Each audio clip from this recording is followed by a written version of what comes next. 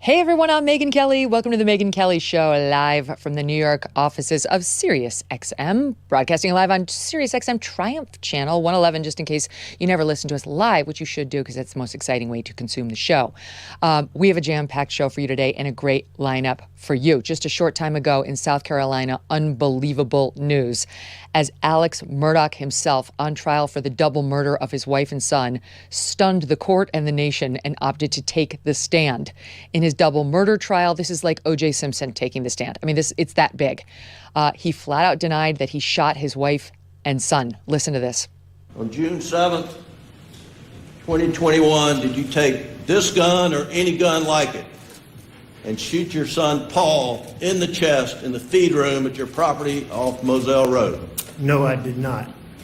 Mr. Murdaugh, did you take this gun or any gun like it and blow your son's brains out on June 7th or any day or any time? No, I did not. Mr. Murdaugh, did you take a 300 blackout such as this and fire it into your wife Maggie's leg, torso, or any part of her body? No, I did not. Did you shoot a 300 blackout into her head, causing her death? Mr. Griffin, I didn't shoot my wife or my son anytime. Ever. Oh, but he was slick. He was slick. It's shocking to me that they put him on the stand, but I understand why. We'll get into it in our second hour. We're going to keep close tabs on this trial. We have a stellar Kelly's Court coming up for you. We were prepared for the moment. We didn't really think it would happen, but then it did. So thankfully, we're ready. First, though, let's get right to one of my favorite guests ever, whether it was my time at Fox, my time on this show, or listening to him every day on the one and only Ben Shapiro Show. He is Ben Shapiro. He's the editor emeritus of the Daily Wire and host of the Ben Shapiro Show. Going to bed at a decent hour did not always mean I got enough sleep or the best sleep. Often I was too hot or I was too cold or I just wasn't comfortable. Maybe you can relate. That changed with my Cozy Earth bedding, the softest, most luxurious, and responsibly sourced bedding on the planet. Cozy Earth bedding is naturally temperature regulating, so I sleep great in any weather. And I am not alone. Check out this 5-star review from Lara. My husband and I are getting the best sleep we've ever had, to the point where we don't wake up in the middle of the night because we're so comfortable. I can't wait to buy more colors. Cozy Earth bedding is made from the finest materials, including premium viscose, made from highly sustainable bamboo. Whether it's their luxury sheets, available in 5 different colors, they're beautiful, their loungewear, their pajamas, or their premium waffle bath towels, you will love shopping at Cozy Earth. Hurry, save 35% on Cozy Earth. Go to CozyEarth.com, enter my promo code Megyn, and save 35%. CozyEarth.com, promo code MEGYN, CozyEarth.com. It's a pleasure to have you here. How you doing? It's great to be here. Good to see you. Oh, it's great to have you, and like in person, no less. It's never happened. No, we never get to do this. I mean, I hate coming to New York, I'll be honest with Yeah, I know. Why are you here? you. I don't know. To see you. I mean, really, to see you. But put you on a pretty much plane, and you just do what they tell you to do. That's pretty much correct. Okay, yeah. Well, we have a couple of dates going on today, but we'll hold that in abeyance until later. All right, so this is where we have to start, even though there's so many fun stories to discuss today. So many fun stories. The lunatic grand jury foreperson. Forgive me, she's not a lunatic, but she's a very strange young woman who, in the breaking the protocol of virtually every grand jury ever, has decided to go on a press tour. Just so the audience understands what we're talking about, this is the grand jury looking into whether Trump broke any laws or his, compadres and colleagues broke any laws in trying to get the Georgia election results overturned. They impaneled a grand jury. They've been at it for the better part of a year. And now we find out the other day through the grand jury report, which doesn't actually indict anybody, it just makes recommendations to the DA that they want indictments. They do believe that several people should be indicted, but we don't know who. Okay, so that was news. Wasn't particularly shocking, all right, given the politics down there. But okay, that's where we stood until Emily Kohrs, Kohrs, decides to make herself a star. And she is doing interview after interview. Here is just a little flavor of how Emily sounds. This is SOT 1 with NBC. Did the grand jury recommend indictments of multiple people?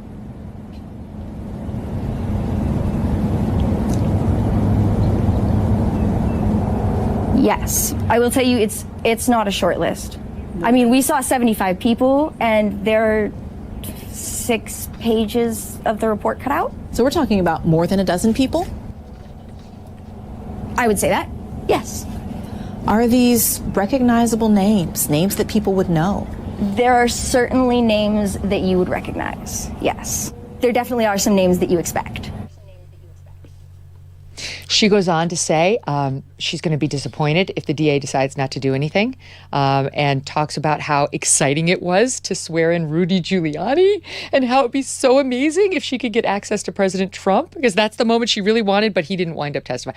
Ben, what do you make of this? So she's weird.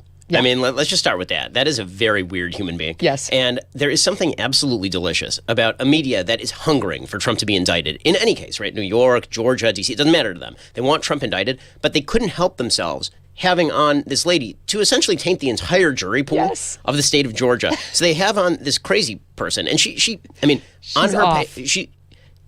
apparently her Pinterest page is just filled with like witchcraft and Wiccan pins and stuff. I wondered, how do you become the grand jury forewoman? Is this like the people in the grand jury were like, it's got to be her. She's the best spokesperson. Obviously. She's the one who can put it all together. Because I just wonder, it just, it keeps going through my brain that the great shortcoming of the jury system is that your fate will be adjudicated by people who are too stupid to avoid jury duty. Yeah. And Yeah, that's right. that is what you see right Never there. mind grand jury duty, which is the worst because you get impaneled for 18 months. They only get people who are basically unemployed because no normal working person could ever do that. So you might get some normal people on there, but you will often get people like Emily on there who are enjoying the process just a little too much. Charlie Kirk had a great line, speaking of the witchcraft stuff, saying that she puts the witch in witch hunt. It's very weird. And again, I think that the big fail here is the members of the media, because what the media should have done is they should have said, okay, well, I mean, we're not going to get any real breaking news from this, but we have to have her on. We have to have her on. I mean, we need it. They need the ratings. Yeah. And it just goes to show you that everything about 2024 for the media is an exercise in disingenuousness. Because on the one hand, like, Trump's a threat to the republic. He must be stopped. And on the other hand, anybody who declares for the presidency, from Nikki Haley to Vivek Ramaswamy, everyone becomes the enemy the minute they declare, because the media desperately wants Trump. They desperately want him to be the nominee. Mm-hmm. He's great for ratings, and they think Biden's going to beat him. Mm-hmm. So it's like they can't help themselves. Yeah, they're correct that Nikki Haley, and as much as I love Vivek, they're not going to be the ratings juggernauts. Right. Trump is 100%, always has been, always will be. I can't leave Emily yet, and we need to get to know her a little bit better. Okay, here she is talking about the possibility of Trump being indicted. She didn't reveal the cards. She didn't say who's going to be indicted, just multiple indictments. She wouldn't lift the dress up on President Trump and his fate, but let's get to know her a little bit better. Here we go, Saw 2.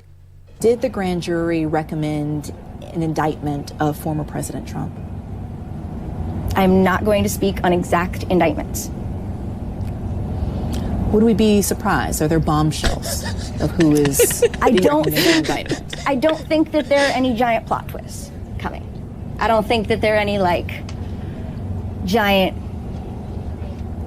that's not the way I expected this to go at all. I don't think that's in store for anyone. So nothing that would surprise people who have been following this? Probably not. I wouldn't want to characterize anyone else's reaction, of course, but... Oh, my God. So that was when we heard a lot in testimony. But probably not. It probably wouldn't shock you. I would not expect you to be too shocked, no.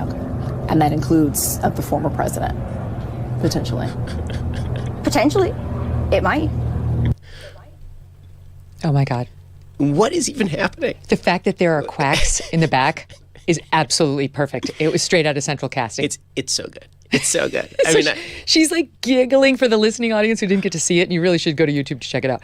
she's like coy. She's making sort of flirtatious faces. She's shrugging her shoulders. You remember that Emmys broadcast where Winona Ryder was up on stage with the cast of Stranger Things, and she's just like making weird faces during the entire speech that her co-star is making. She's kind of gazing off into the distance, just kind of quizzically looking around. The eyebrows are going up and down. And so people turned that into an internet meme with a bunch of like random equations appearing around her, like she doesn't understand math.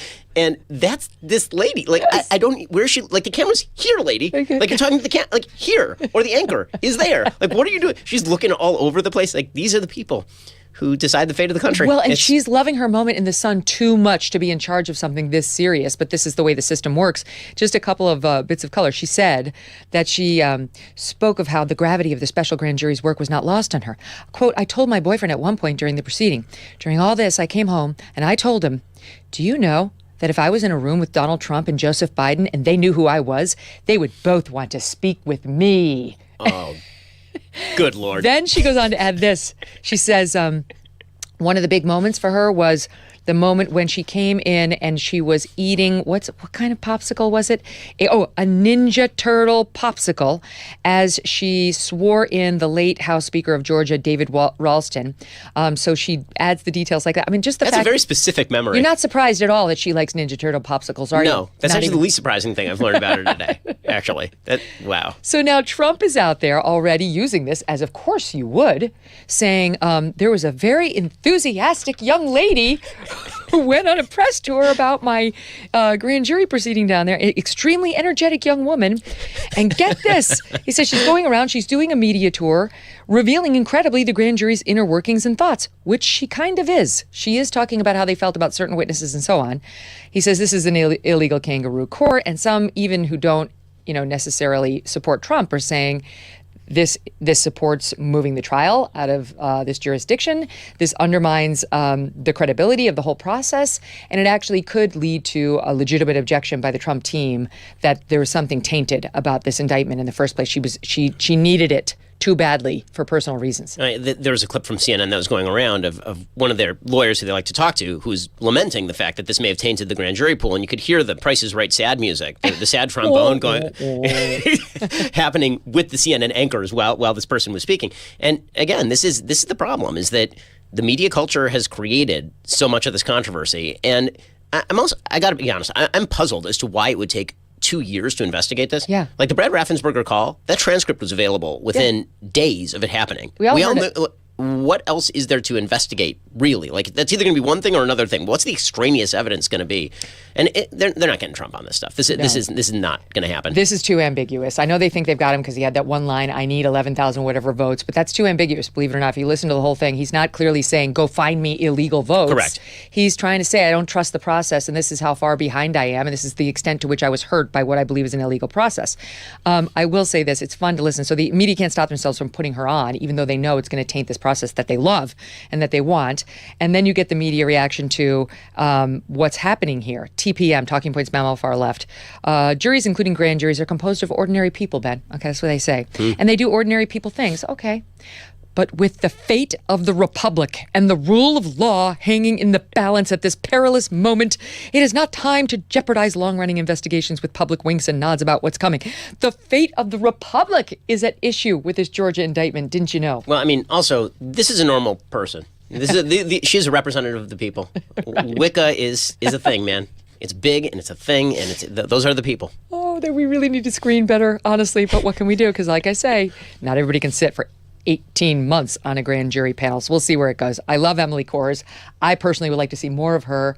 And, 100%. I'd watch a reality show with her, wouldn't you? Maybe we'll have her on. I'd like to know about those posts. Oh, my gosh. What is it about Wiccanism that so appeals to you? Yeah, I want to know, like, the actual spells. Apparently there were spells on there. And I want to know, like, have they ever worked for her? Like, what? I'm kind of curious, I'll be honest with you. Was there anybody in the proceeding who she cast one on? I will bring her one of those SpongeBob popsicles or whatever the hell it was. Ninja Turtle, same thing. Okay, so the other big news today is that finally, Pete Buttigieg went to East Palestine right after Trump did. Right. You got to give this one to Trump. Of course. He went out there and said that the only reason he's going is because I shamed him into it. I mean, I think he's right. He is, of course, right. I mean, it's two things. One, it's a slam dunk, and Trump still gets credit for the slam dunk. I mean, it's a 360 windmill jam on this one because they left the door wide open. I mean, literally anyone of prominence from the Biden administration had to do was just go there. Yeah, right? right. Let people yell at them, So and then hard. just go there and let people yell at you, and that's it. Right? Just show some empathy. Again, this is the empathy administration. We have to go and we have to show empathy. Now, listen, I'm not a big fan of the politicians go to places and look at things tour. Like, I just don't like that. I think it's stupid. I think because I don't see politicians as people we should emulate or treat as heroes. Agreed. In these little plays. Like, I remember back when Hurricane Katrina happened, people were like, why isn't George W. Bush going to visit this? What's he going to do? Like, do cleanup? It's the only time I've ever seen anything remotely like that I thought was useful was when W went to the site of the World Trade Center after 9/11. That was like the only one. But, so I get it, but that is the part of the job. Everybody understands that's part of the job. And Pete Buttigieg understands that better than anyone because he is a photo op. He's a walking photo op. He's never actually done anything in politics. He was the mayor of the fourth largest city in Indiana and didn't fill the potholes there, but he is gay. So he got to run for president. And then he became the candidate of the elite white college-educated women. And so he did okay in a couple of early primaries, and this made him transportation secretary somehow because he liked airports and trains. He literally said that, right? He was picked for transportation secretary and gave an entire speech about how airports were romantic, which I don't know about you. Airports are not romantic. No, airports they're not. are horrifying.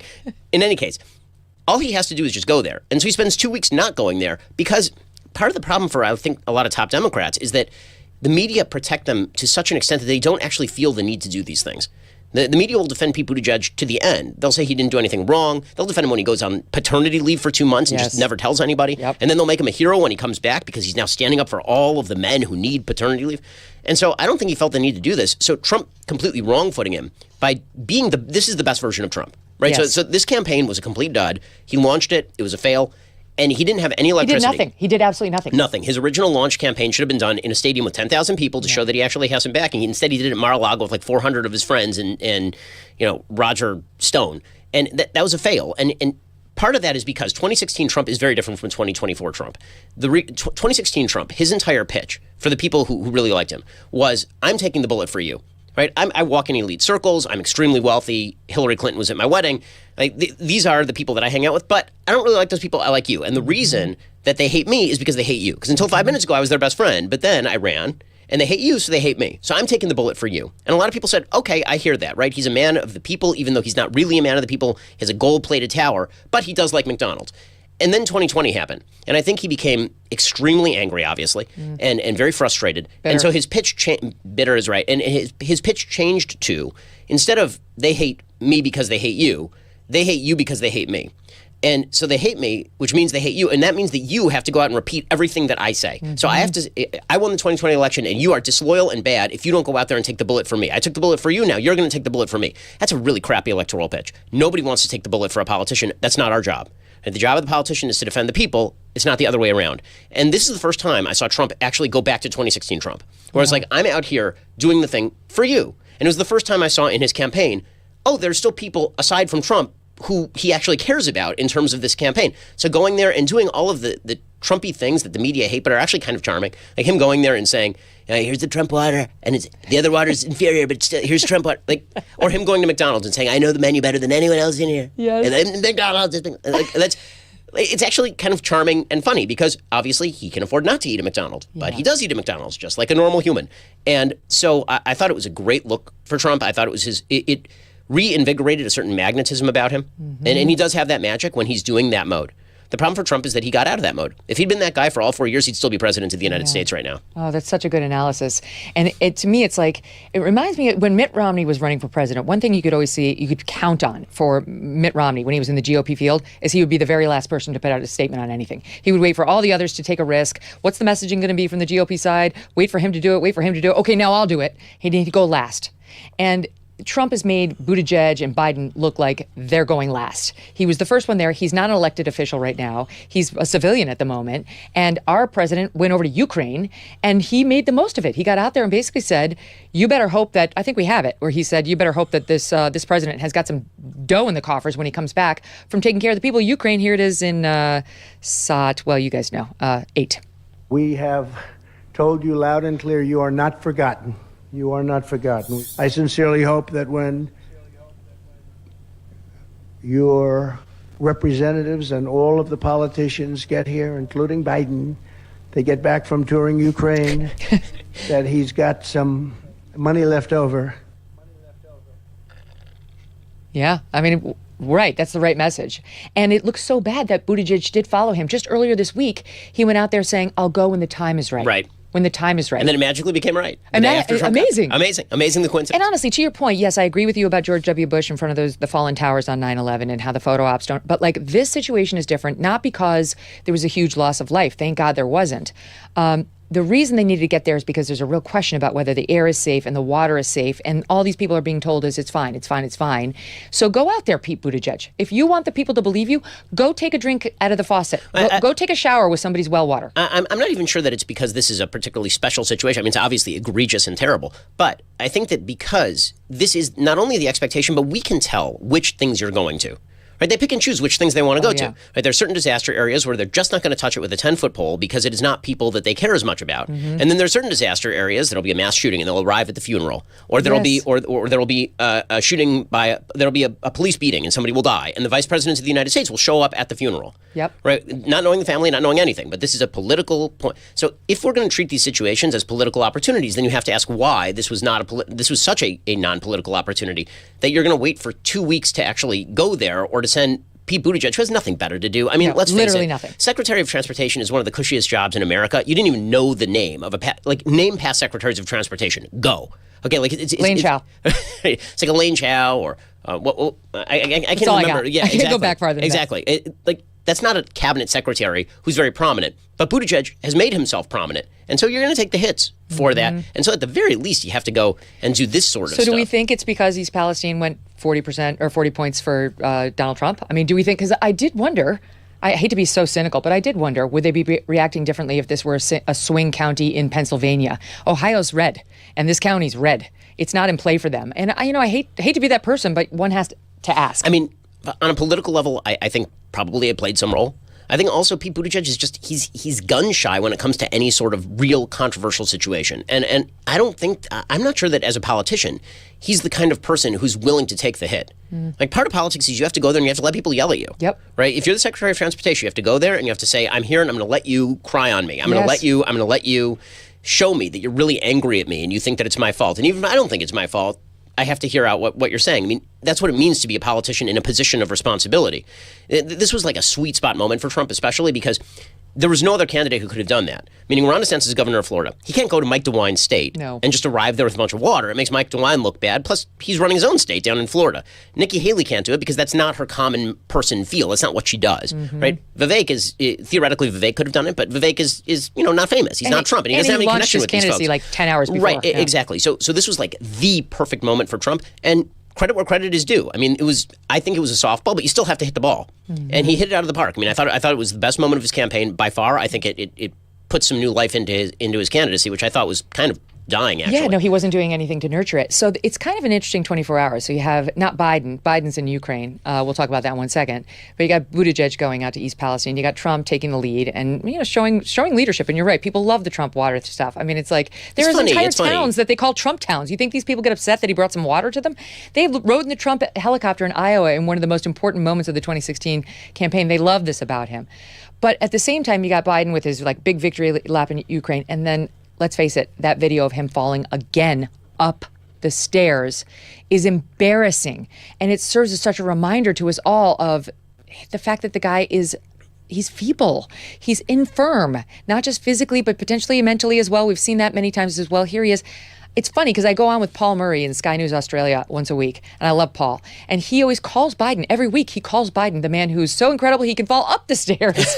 And here it is again, Ben.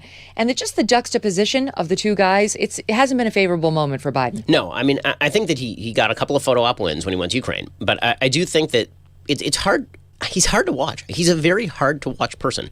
And just like any elderly relative that you have, and they're coming up the front steps of your house to come to dinner or something, and you're like, you want to grab them. The same feeling you have with your toddler. Yeah, correct. And when you watch Biden, you just get the feeling that he's Nick Wallenda walking a tightrope over a volcano, but physically every single time. Like, is he going to make it up the stairs? We don't know if he's going to make it up the stairs. And then, of course, we'll get all the headlines about what a healthy and jovial and vital guy he is. I mean, look, the Democrats don't have any choice. They have to run him. They do not have any backup plan. Did you see that report in Politico today saying, like, he's more hesitant than they want? I think that's wish casting. They were going to announce in February, and now they're saying maybe April. I mean, I think the only reason why he would not run is if he thinks that Trump isn't going to get the nomination. I think that in Biden's own head, he beat Trump once, he'll beat Trump again. So if Trump runs, like his entire claim to fame is, I stopped the fascist onset of Donald Trump, right? This is what he said at that crazy speech they gave in Philadelphia. And so that's how he thinks of himself.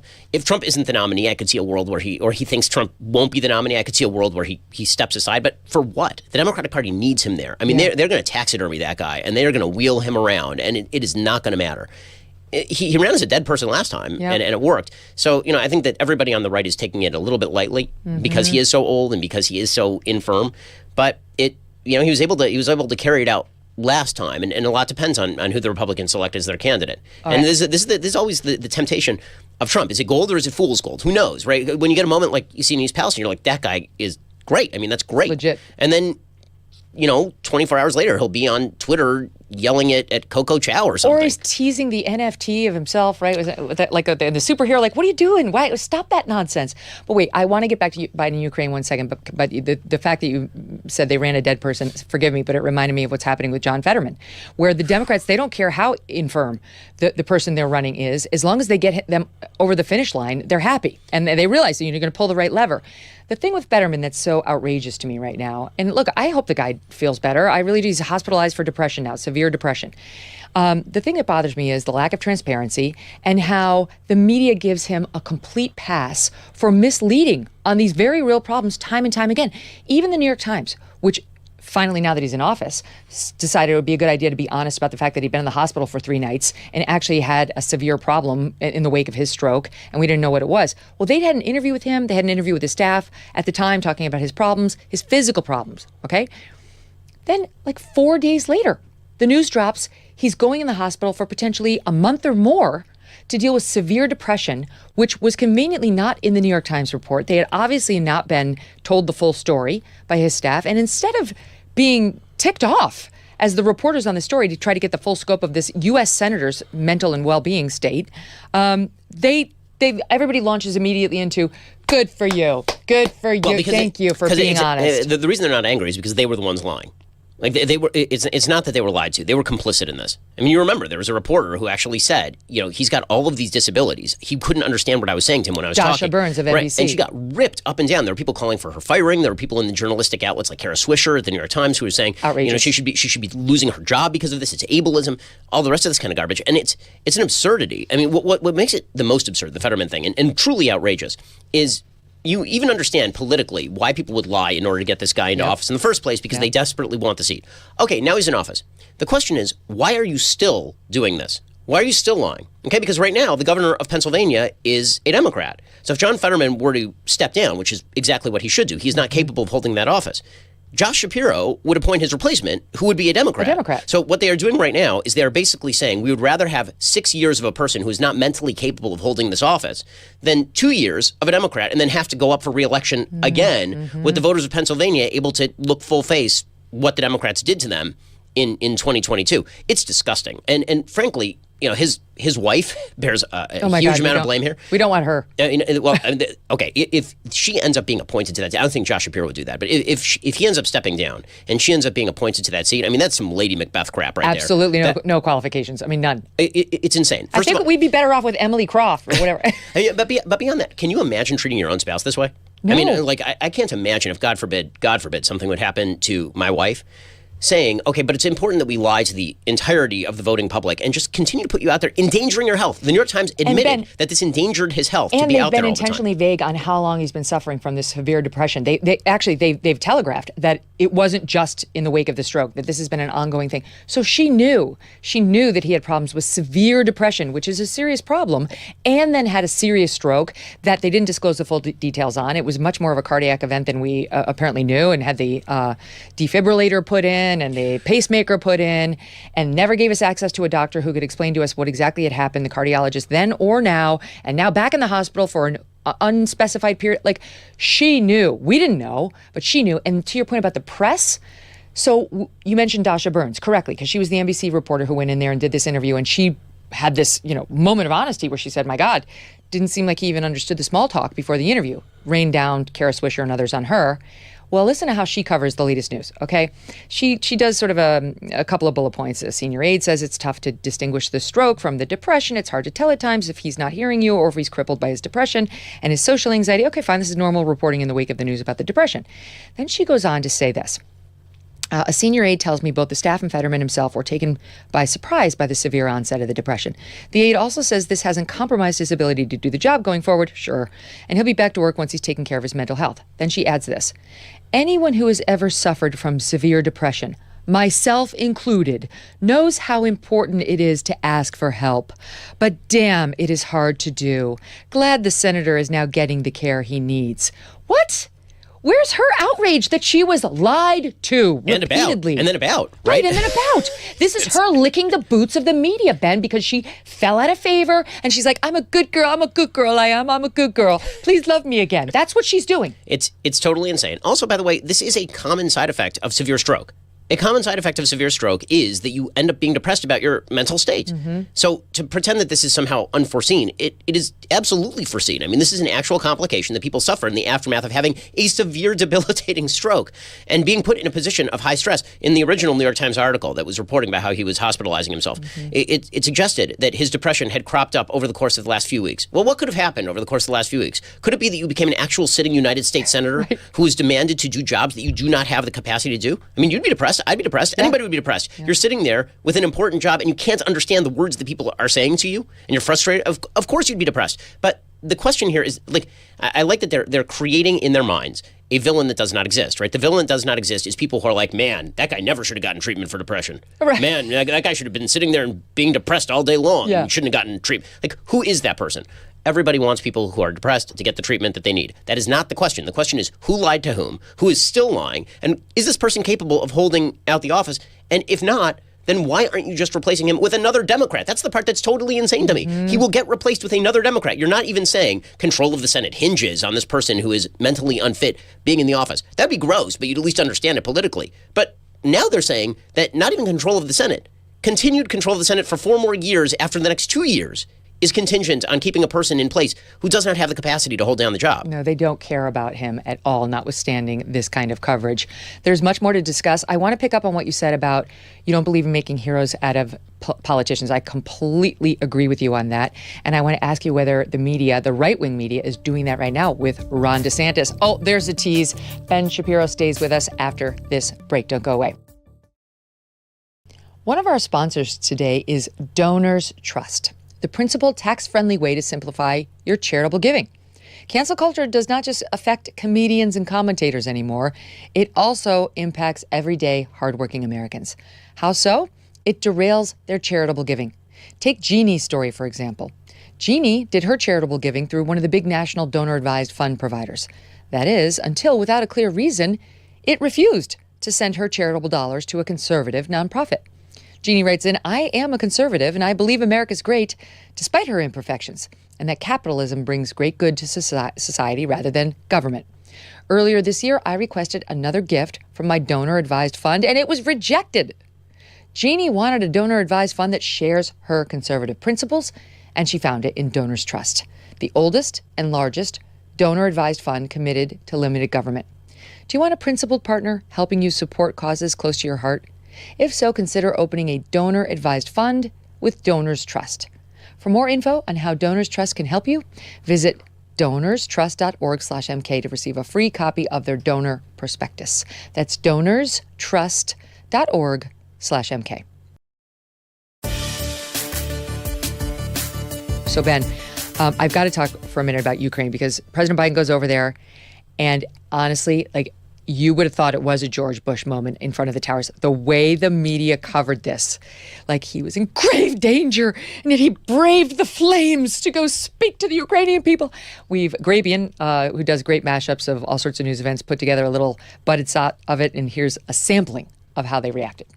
Joe Biden has put solidarity ahead of his own personal safety. Air raid sirens and no real guarantee of security. As air raid sirens blared. This was incredibly dramatic, Andrea. It was historic as well. Historic, timely, and brave. With Biden's trip to Europe, he is welcomed as not only frankly the savior of Ukraine but also the savior of Europe as a whole. It's historic. It's the first time that a U.S. president has gone into an active war zone that the U.S. military does not have control over. And against all odds, it was successful. The continuing threat quite literally sounding all around the two leaders. The skies here are not safe, and in fact, an air raid siren went off while President Biden was here. Seeing the American president there, walking the streets of Kyiv while air raid sirens literally sounded in that moment about possible incoming fire from Russia.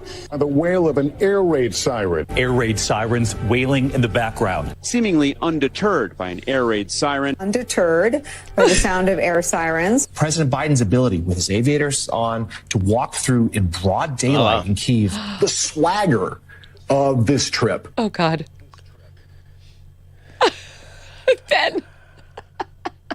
So, let's just start with this. His national security advisor, Jake Sullivan, said on a phone call with the media that the Americans called up the Russians and said Joe Biden is traveling into Ukraine and he's going to be traveling through Ukrainian airspace. So, in other words, don't shoot down the plane and don't try to kill the president. Right. Which, you should do because you don't want the president to get killed in a war zone. You're going to have a much bigger problem on your hands if you blow up Joe Biden. As it turns out, yes. Yeah. And so Vladimir Putin is not totally crazy. And so, of course, he was not going to try to kill the president of the United States while he was flying into Ukraine. Now, listen, I happen to be a supporter of military aid being given to Ukraine. I think that repelling Vladimir Putin's invasion is a good thing. I think it's in America's interest. However, the kind of treatment of Joe Biden went to, just the insane bravery, just insane. It's like he repelled from a helicopter and shot bin Laden between the eyes. True. No, Tom Cruise. It's just ridiculous. It's just ridiculous. And everybody, I think, can see that it's ridiculous. But I think the real question that we ought to be asking ourselves is why this particular timing? So people were saying it was about the one-year anniversary of the Ukraine war. I really doubt that. I mean, there have been other foreign dignitaries who have gone there, right? And Boris Johnson famously went to Kyiv maybe 4 months ago. Mm-hmm. There are a lot of people from the American government who've gone to Kyiv over the course of the last year or so. In fact, a bunch of House Republicans went this week to Kyiv as well. Sean Penn went. Yeah, exactly. So the bravery of Sean Penn. Or the question is, was this possibly an attempt to reset a presidential campaign and to get people to stop talking about the fact that he let a giant Chinese spy balloon float over the entirety of the continental United States before spending a bunch of $400,000 Sidewinder missiles to shoot down Mylar Valentine's Day balloons from Party City. He had a couple of really crappy weeks. And then the way that you reset is you get the media to tout how brave it is for you to go to Ukraine. Apparently, they had those plans on the books for a while. They knew what to do. They knew how they were going to implement it. And he only made the call on Friday that he was going to go in, and then he went in. But this treatment is wow, it's as though it was like the Great Escape. He was digging a tunnel into Ukraine. Oh God, it's so over the top. The mention of the aviator shades. The aviator shades. In broad daylight, he was wearing shades. In broad daylight, not at night even, in broad daylight. Just try to pretend that you're not madly in love with any Democrat. They don't really love Joe Biden, but they understand he's going to be up for re-election, and we're now getting the GOP's raising their hands. And so they've got to start shoring him up because they can't lose. They can't lose to Trump, and they hate DeSantis maybe almost as much as Trump. And that leads me to the question of, is the right wing lionizing DeSantis right now and too much before they know whether he should be the guy? If this time in 2015, right, leading into the 2016 election, Jeb Bush was leading in the polls. Rudy Giuliani was up there too. They completely collapsed. Trump was nowhere in the polls. He wound up, of course, being the nominee and then their next president. And so I always get I like Ron DeSantis. I think he'd probably be a great president.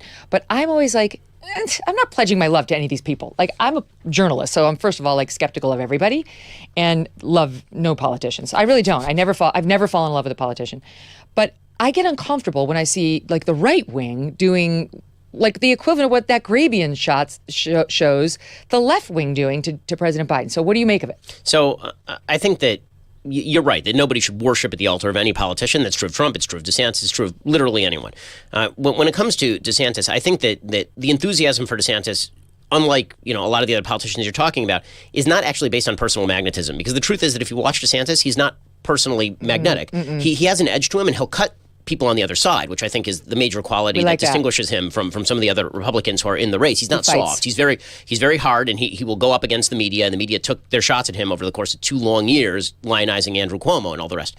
But oh my God, trigger. But the fact that a lot of people are resonating to his governance is of benefit. I will distinguish him from Jeb, who had not been governor for a very long time by the time he ran, or Giuliani, who had not been mayor of New York by the time that he ran for a very long time, from DeSantis, who's currently governing in Florida and took a state that was a 0.4 percentage point victory for him in 2018 and turned it into a 20-point victory for him in 2022, and has proceeded to basically hit every cultural right-wing erogenous zone in terms of legislation, while making the state significantly more red, right? So he's doing all the things that you need to do in terms of basic government. Like, in terms of how he's governed Florida, there's no controversy from anyone on the right that he has done an amazing job in the state of Florida. Well, Trump there's some controversy. Trump's like, it's Florida, beautiful oceans, and no state income tax. Everybody would do well there. Right. So Trump is the only person in Florida who's unhappy with Ron DeSantis by statistics. Right. In Florida, and I'm a Floridian, he is very popular. He's popular with independents. He's even popular with a lot of Democrats. He's winning counties that were blue and have now turned red because of him. Like Miami-Dade. The Republicans now have a super majority in the legislature, so they're ramming through a lot of very conservative bills. Like, all this is really good. Whether that wears nationally, we have yet to see. But I think that one of the things that Republicans don't want is a multi-person race. And what they're afraid of is a repeat of 2016, not in that Trump gets the nomination, but that somebody sneaks through with 25-30%. Yep. And that would, I think, be really, really hard for the Republican Party. If this ends up being another 10-person race and nobody drops out, and it ends up that Trump sneaks through with 35% of the vote, because I think that his floor probably is about 20 to 25% in any given primary. Yep. If you split the rest of that 75%, 7 different ways, you got a real problem on your hands. And so I think what you're seeing is an attempt by a lot of Republicans to say, okay, let's make this a 2-person race. And then Trump beats DeSantis, okay, and if DeSantis beats Trump, okay, we're okay with both of those guys. But we don't want is Nikki Haley taking 7% and Tim Scott taking 6% and Larry Hogan taking 0.3%. We don't actually want that. And so I think a lot of the resonance of DeSantis has been, he is winning. He is doing things that are effective. He has stood up to the media. In fact, the thing that he did over the last 24 hours to MSNBC, I thought was great. About that. Let's talk about that. I love this story, too. So Andrea Mitchell, who I think is the senior political correspondent, or is a chief international, whatever. She's got a big title over there. She's been there forever. Chief Washington correspondent. She interviews Kamala Harris last Friday. Okay, today's Thursday, so we're almost a week later.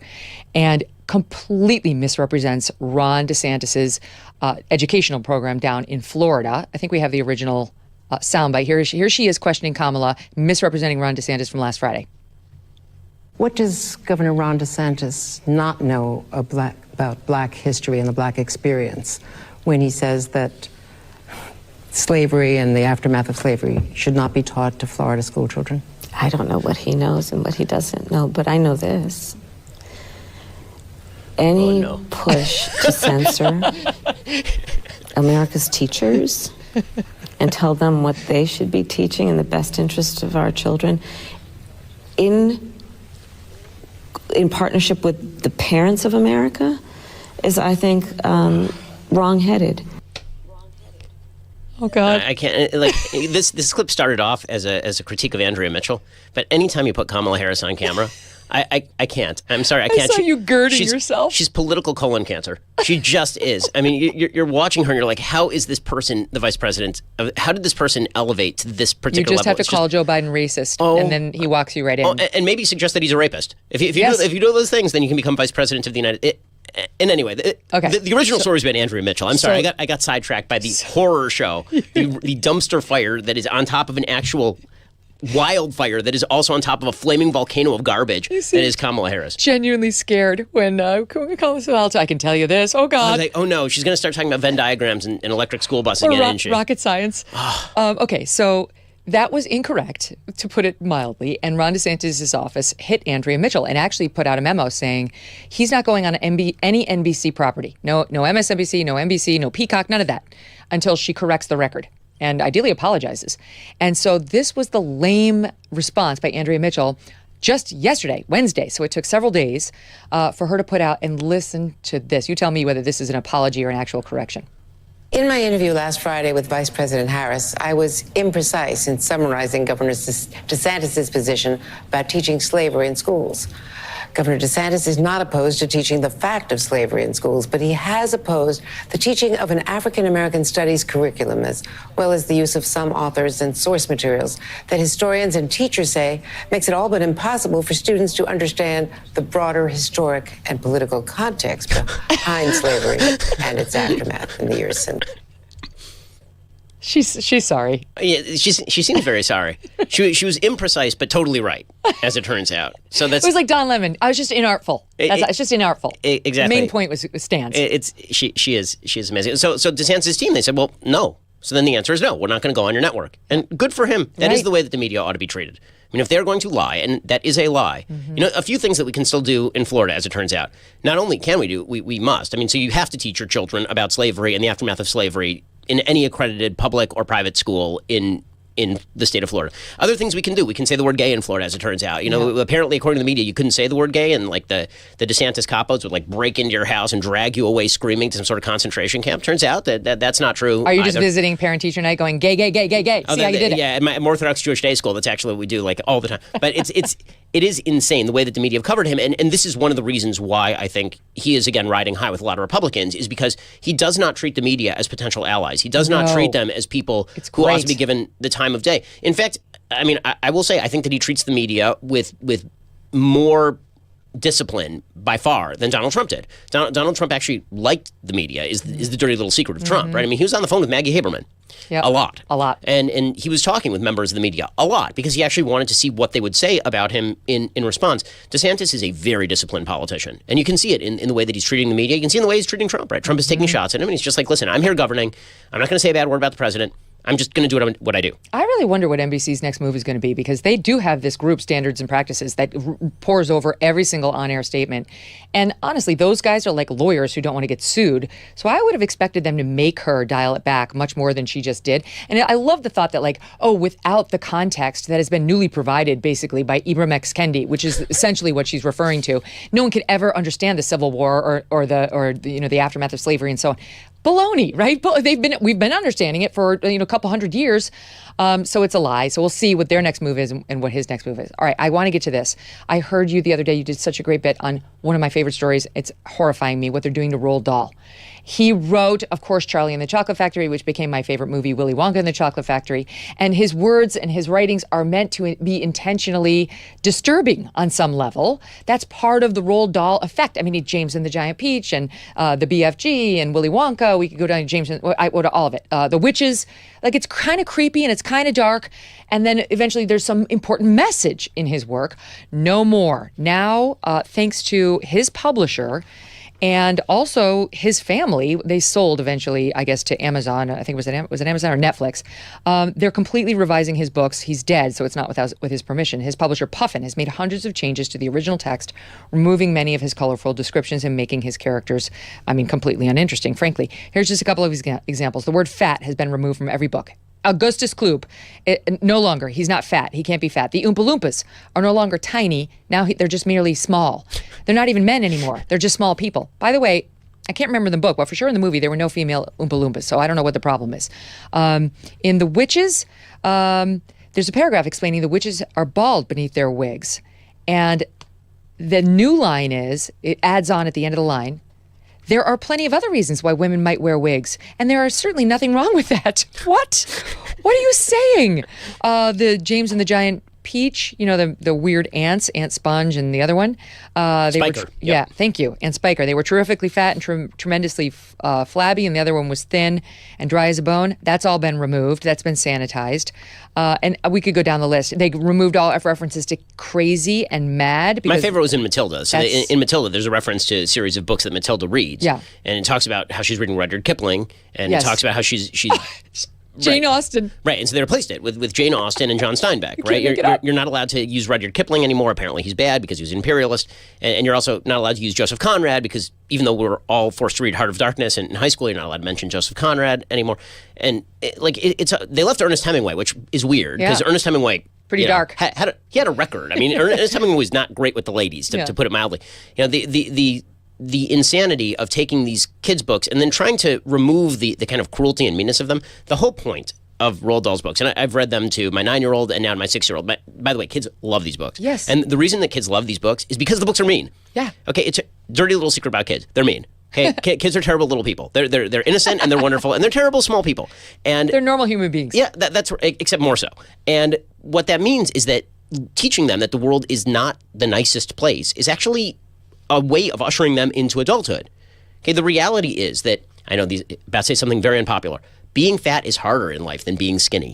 Hey, being enormously fat, as Augustus Gloop is if you can avoid it, it's something you probably should avoid. It's not empowering. The goal should not be to get everybody to embrace fat form. The goal should be to embrace wellness, and wellness requires a level of thinness. It does. Ask your doctor. The whole point of the Augustus Gloop character is that he's not fat because he has a genetic condition. He's fat because he keeps eating everything. Yeah. That's literally the point of the character, right? I mean, if you watch the movie. This is why what you guys are doing at Daily Wire is so important. I mean, honestly, not to make this into a big promo, but you guys are taking this on. You took on Disney. You've created your own children's division now to fight back against this nonsense. Yeah, so we're sinking about $100 million into the making of children's content over the course of the next couple of years. That's going to start coming out in the next few months. And it really is good stuff. It embodies traditional values. It's not going to be sucker punching you. One of the big things that we see all the time is the way that a lot of the major corporations that are making kids content, it is a spoonful of sugar makes the medicine go down with a lot of these folks. So if you watch the Disney Super Bowl ad, I saw you commented on this, the Disney Super Bowl ad, which was all legacy material, right? They've got Peter Pan in there. Well, if you actually watch Peter Pan on Disney Plus, there's a placard at the very beginning that warns you about cultural insensitivity. Oh my God. But they were willing to make money off it and feature it in the Super Bowl commercial. And this is true for a lot of the stuff that Disney does. They're perfectly happy to push forward this legacy material, but at the same time, the stuff that they really want you to watch is the Proud Family lecturing you about white privilege. Right, exactly right. So that's why the Daily Wire, if you don't already subscribe, you must subscribe. There's all sorts of great exclusive content, and you get all sorts of behind-the-scenes things with not just Ben Shapiro, but his favorite, Michael Knowles. We love Michael. We love Ben. Thank you so much for being here. Good to see you. Great to see you, too. For many parts of the country, February weather is cold and unforgiving. The days are short and sunlight can be hard to come by, and those days relaxing by the pool seem all too far away. But when you have a Michael Phelps swim spa by Master Spas, you can enjoy the best of a pool with the therapy of a hot tub, even in the middle of winter. Michael Phelps swim spas come in a variety of sizes to complement almost any yard, even if it's a small one. Michael Phelps swim spas by Master Spas have a water current so you can swim. You can do aquatic exercises, and you can just have fun with the kids. This is going to reinvent your family time. The water buoyancy will relieve pressure on aching joints. Enjoy pure relaxation in the massage therapy seats of the swim spa. And since it's heated, you can use it year-round in any climate. Michael Phelps swim spas are 100% made in the USA by Master Spas, the world's largest swim spa manufacturer.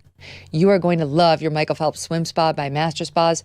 Go to masterspas.com. Put in the promo code MK to save $1,000 on a Michael Phelps swim spa or $500 on a Master Spas hot tub. Masterspas.com, promo code MK. Alec Murdaugh on the stand today. It's unbelievable, taking a stand in his own defense in a South Carolina courtroom. While Murdaugh's lawyers have said all along that Alec may testify, most of us didn't believe it. Most lawyers thought that's just a punk to make the prosecutors spin their wheels and waste their time, because most defendants do not take the stand in their own defense. It opens up the door to so much that could be damaging to them. So this is a truly shocking development. Again, Alec is accused of murdering his wife Maggie and his son Paul in 2021. Paul was 22 years old at the time. But on the stand today, he denied that he was a murderer.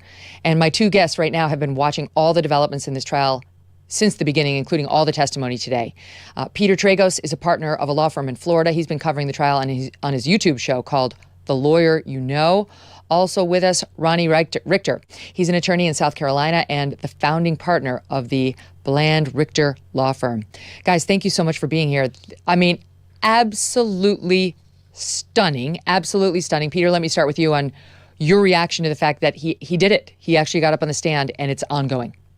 It really seems like he did it against the advice of counsel, but I think his lawyers did a good job of setting the record for any appellate issues that, you know, Judge, this may have gone differently if all the financial crimes and the side of the road incident and all that didn't come in, Judge. Maybe this would have been different, especially if this goes poorly for our client. They might as well have said, because this is going to be an appellate issue. If it goes poorly, if he gets convicted, they testified. If all this other stuff wouldn't have come in, and now he's got to explain himself. Now he's got to talk to this jury. But to me, it seemed like he was pretty resolute. He wanted to talk to this jury regardless of what his lawyer said.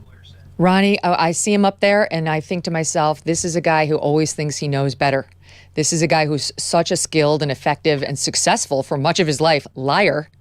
He's used to doing it, and he is convinced that he and he alone can bring this jury over to the promised land. What do you make of it? I agree. I said last night I would put this in the legal pantheon of bad ideas for him to take the stand. I thought his defense was, frankly, doing a pretty good job of creating some doubt. I didn't think this was necessary. I thought the only thing you could do is talk your way into jail. But obviously, he's very comfortable in his home court, and he feels like these are his people, and he can talk to them. It's great. So this courtroom, as I understand it, actually has pictures of his granddad and maybe great-granddad, who were the prosecutors there, the lead prosecutors in that jurisdiction. He comes from a long line of solicitors, meaning chief prosecutor in the district. It's his courtroom. He's familiar in it. He's tried cases in it, I'm sure, as a trial lawyer himself. And there he is up there. Just one more time. All I can do is spin this jury. I can spin all the evidence I've heard so far. And he is, I believe, guilty. I don't know whether he's guilty, but I believe he did it. And so he's a master manipulator. Even if you think he didn't do this, but he just did all those financial crimes, he is a master manipulator. And you can see him up there. One of the things I noticed, Peter, is he's talking about the dog collars down at the kennels. He's like, yeah, you know, down there, the dogs have 5, maybe it's 6 collars normally down there that track them. Oh, see, it's me, Alec Murdaugh. I just want to help you, members of the jury. That's how precise I am when it comes to facts and wanting to be your very good assistant. I just came up here to set the record straight because you've been so misled by the big bad prosecutor. Absolutely. And I think that he's spot on with how the defense has performed in their theory of this case is all, you can't prove this. There's not enough evidence. It was a bad investigation. There's reasonable doubt here. And I don't understand. I think there are some cases where the defendant can testify, can do a good job, can help his or her case. But in this situation, when you're saying the investigation was horrible, they don't have enough evidence, they missed evidence, they can't prove this beyond a reasonable doubt, just to put Murdaugh up on the stand is going to create issues with exactly what you're saying. People are going to pick apart everything he said. It's either too detailed or it's not detailed enough. That's too simple of an explanation or it's too complicated of an explanation. I don't see how he helps his case when your theory is they can't prove it. They don't know what happened, and it's up to them to prove what happened in that 15 or 17-minute period of time. Ronnie, it seemed to me, given the way they began his direct testimony, and I'll play part of this, there was a reason he took that stand, and it was the Snapchat video that Paul, his son, the victim, one of the two, took right before the murders that we've had multiple witnesses testify has Alec Murdaugh's voice on it. It was, according to the prosecution's timeline, I think within 6 minutes of the murders. Alec had told investigators he wasn't there at the time, that he was back at the house taking a nap. And this video is the closest thing we've had in the case to a smoking gun, showing that Alec misled investigators. He was clearly there moments before the murders. He was not back at home sleeping. And that is how they kicked off his testimony. It was stunning because they led with this. So clearly this is the main, there's a rule of primacy and recency with the jury. And frankly, it's true for any speech you give too. And what it means is the listener only remembers the first thing you said and the last thing that you said. And everything in the middle gets mucked up. So there's a reason they started with why he was on that Snapchat video. Do we have it? All right, listen. Alec, why did you lie to Agent Owen, Agent Croft, and Deputy Rutland about the last time you saw Maggie and Paul? As my addiction evolved over time, I would get in these situations or circumstances where I would get paranoid thinking. It could be anything that triggered it. It might be a look somebody gave me. It might be a reaction somebody had to something I did. It might be a policeman following me in a car. That night, June 7th, after finding Mags and Paul, don't talk to anybody without Danny with you. All my partners were just repeatedly telling me that. I had a deputy sheriff taking gunshot test from my hands. I'm sitting in a police car with David Owen asking me about my relationship with my wife and my son.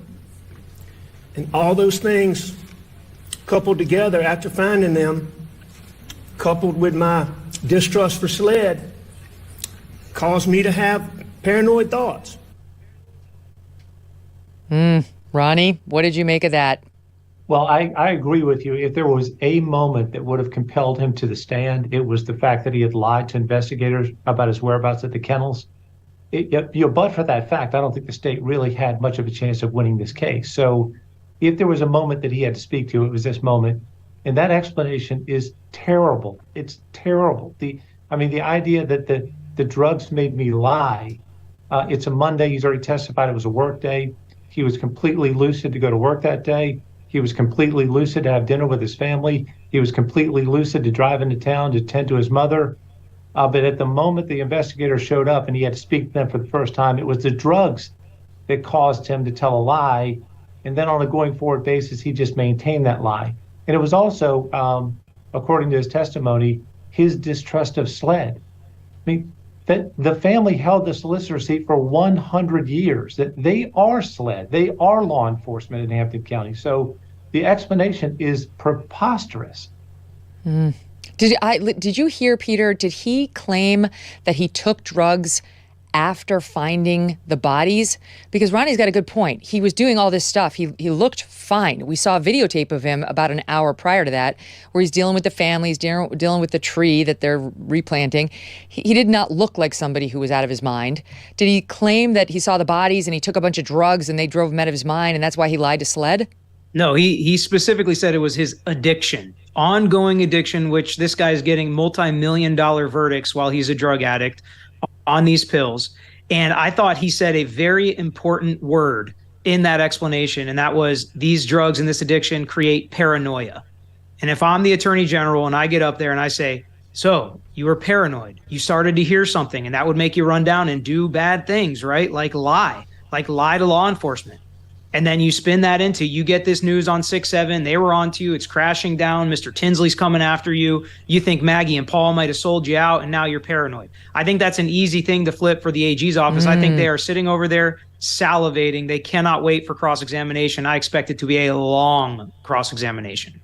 And we don't know. We're taping this today at 1 p.m. Eastern. We don't know how long the direct is going to last and when the cross will get started. I'm thinking if you're Dick Harpootlian, you want to make the prosecution get started today. You'd much rather not give them the fresh overnight to do all their prep and sick them on your client the next morning.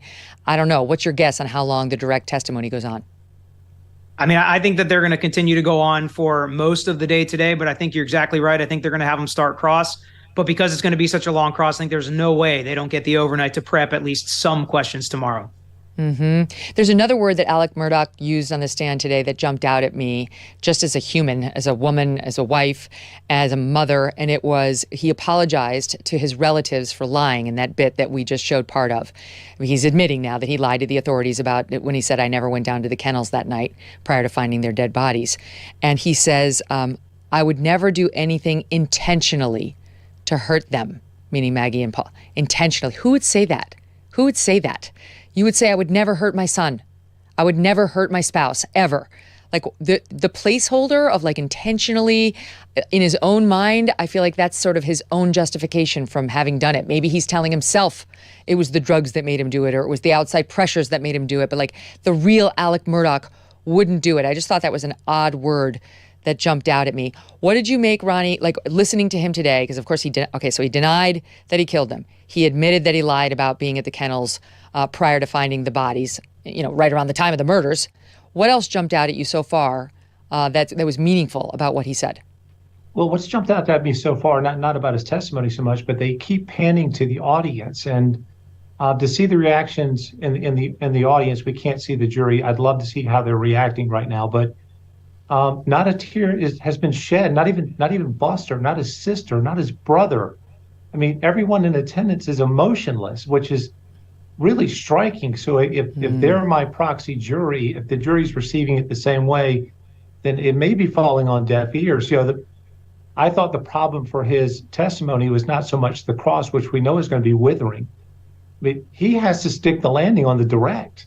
I mean, if he can't deliver that, if he can't emote and make that connection, then we don't even need to talk about the cross. And again, if the audience is any measure of the jury, I'm not seeing any impact whatsoever on the people inside that courtroom. So, Peter, what's interesting is, yes, he is slick. I mean, I was kind of like, he's so slick. As soon as he took that stand, he was so casual, and forgive me for using this word in this context, but he was kind of likable. I mean, the way he talks, there's something about him that's kind of likable, but you don't like him. And that's what he's up against, because this jury, they're not going to fall under his spell. The odds are against that, because even though he has this likable way of talking, they've gotten to know him. We've heard with the last couple of days of testimony, we heard about how he stole money from, was it a cop or a relative of a cop who got shot? And he was trying to bring a case on that guy's behalf, and he stole the money. He stole the money of his housekeeper who died, where he pursued that lawsuit, and he got $4 million, and he didn't tell the young boys about it. He kept it for himself. Meanwhile, the boys were facing financial hardships. He didn't, the jury, I'm going to guess, even if they don't think he committed these murders, arrives at this relationship with him, hating him. Oh, yeah. I mean, I think there's no doubt about it. There's nothing wrong with saying he's a likable guy. He went through his whole career. That's how he got all these clients. That's how he got all these verdicts. That's how he lived his entire life, was being likable. And that's why he was able to keep up the scheme as long as he was, because he's a likable guy. But at this point, it's once you really know him, he's not a very likable guy. And I think some testimony came out yesterday. He stole money from his closest friend who was dying of colon cancer.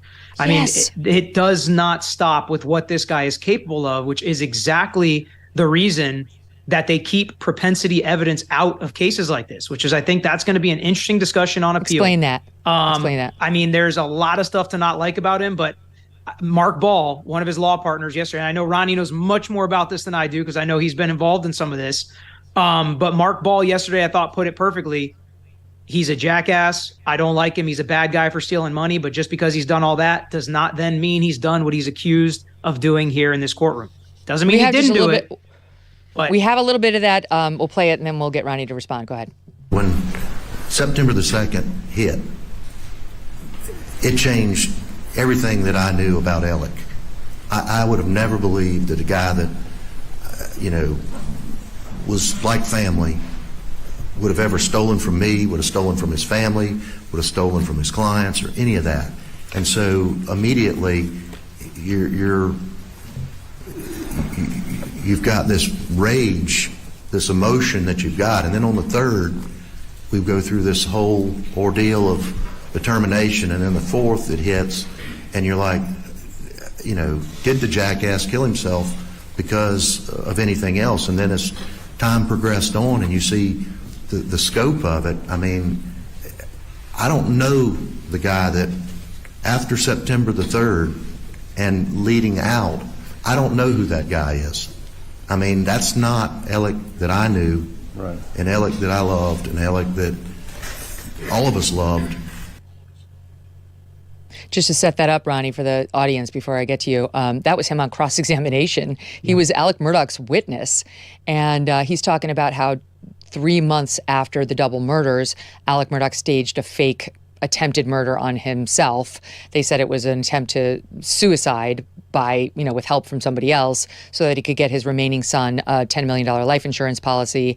Many don't believe that. They think he just was trying to engender sympathy for himself, or try to make it look alternatively like the murderer's still out there and he's after me. That's more the prosecution side. So what are your thoughts on all of that?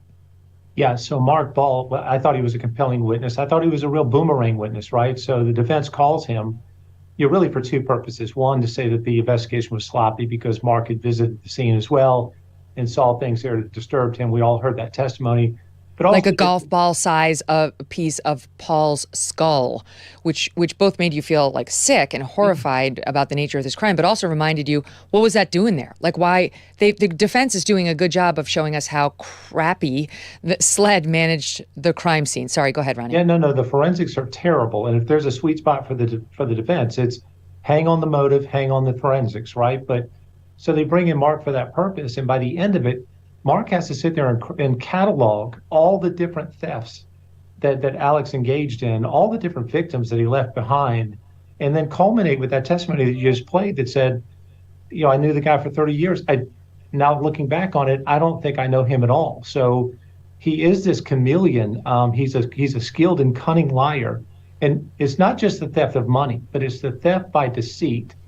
And it's Alex's practice of, when he's caught in a lie, he's that guy that will not admit it until you've got both shoulders pinned on the mat and a 10 count, and then he'll concede it, but then he'll move on to the next story.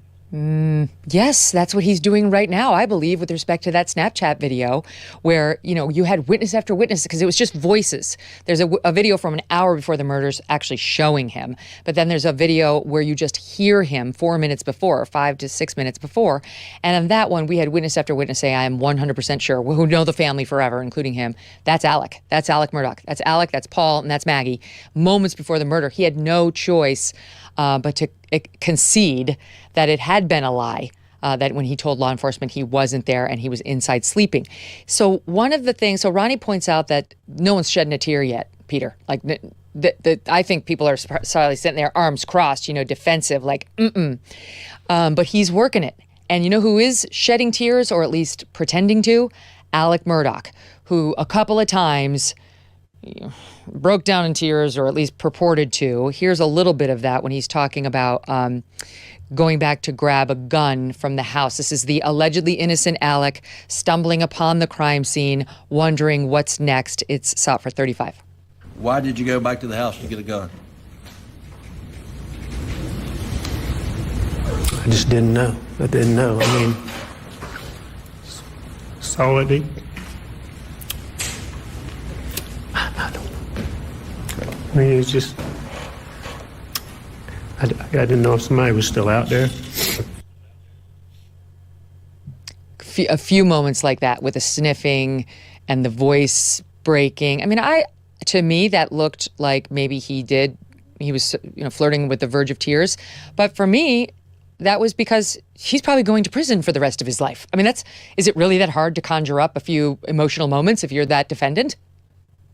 I don't think it proves that he didn't do it just because he's crying. I think he could still be sad. There could be a lot of regret. It's your family that this happened to. And there were some chunks of saliva and things coming from his nose and mouth that you could literally visibly see as you're watching this. But again, hard to see real tears. But I don't think that whether he cries one way or another is going to prove much, because the prosecution did a great job of setting up. This was the kind of guy that would cry in closing arguments to try to manipulate that jury and work the jury to give more and more and more money and run up the score. So I think this was to be expected. I don't think it's going to have the effect that it may have from a normal witness. But I mean, he sure is trying to make it seem like he is just pouring tears up there. Ronnie, you're South Carolinian. He's working this South Carolina thing, right? Talk about he calls his wife Maggie Mags. Mm-hmm. He refers to Paul, his dead son, as Paw Paw.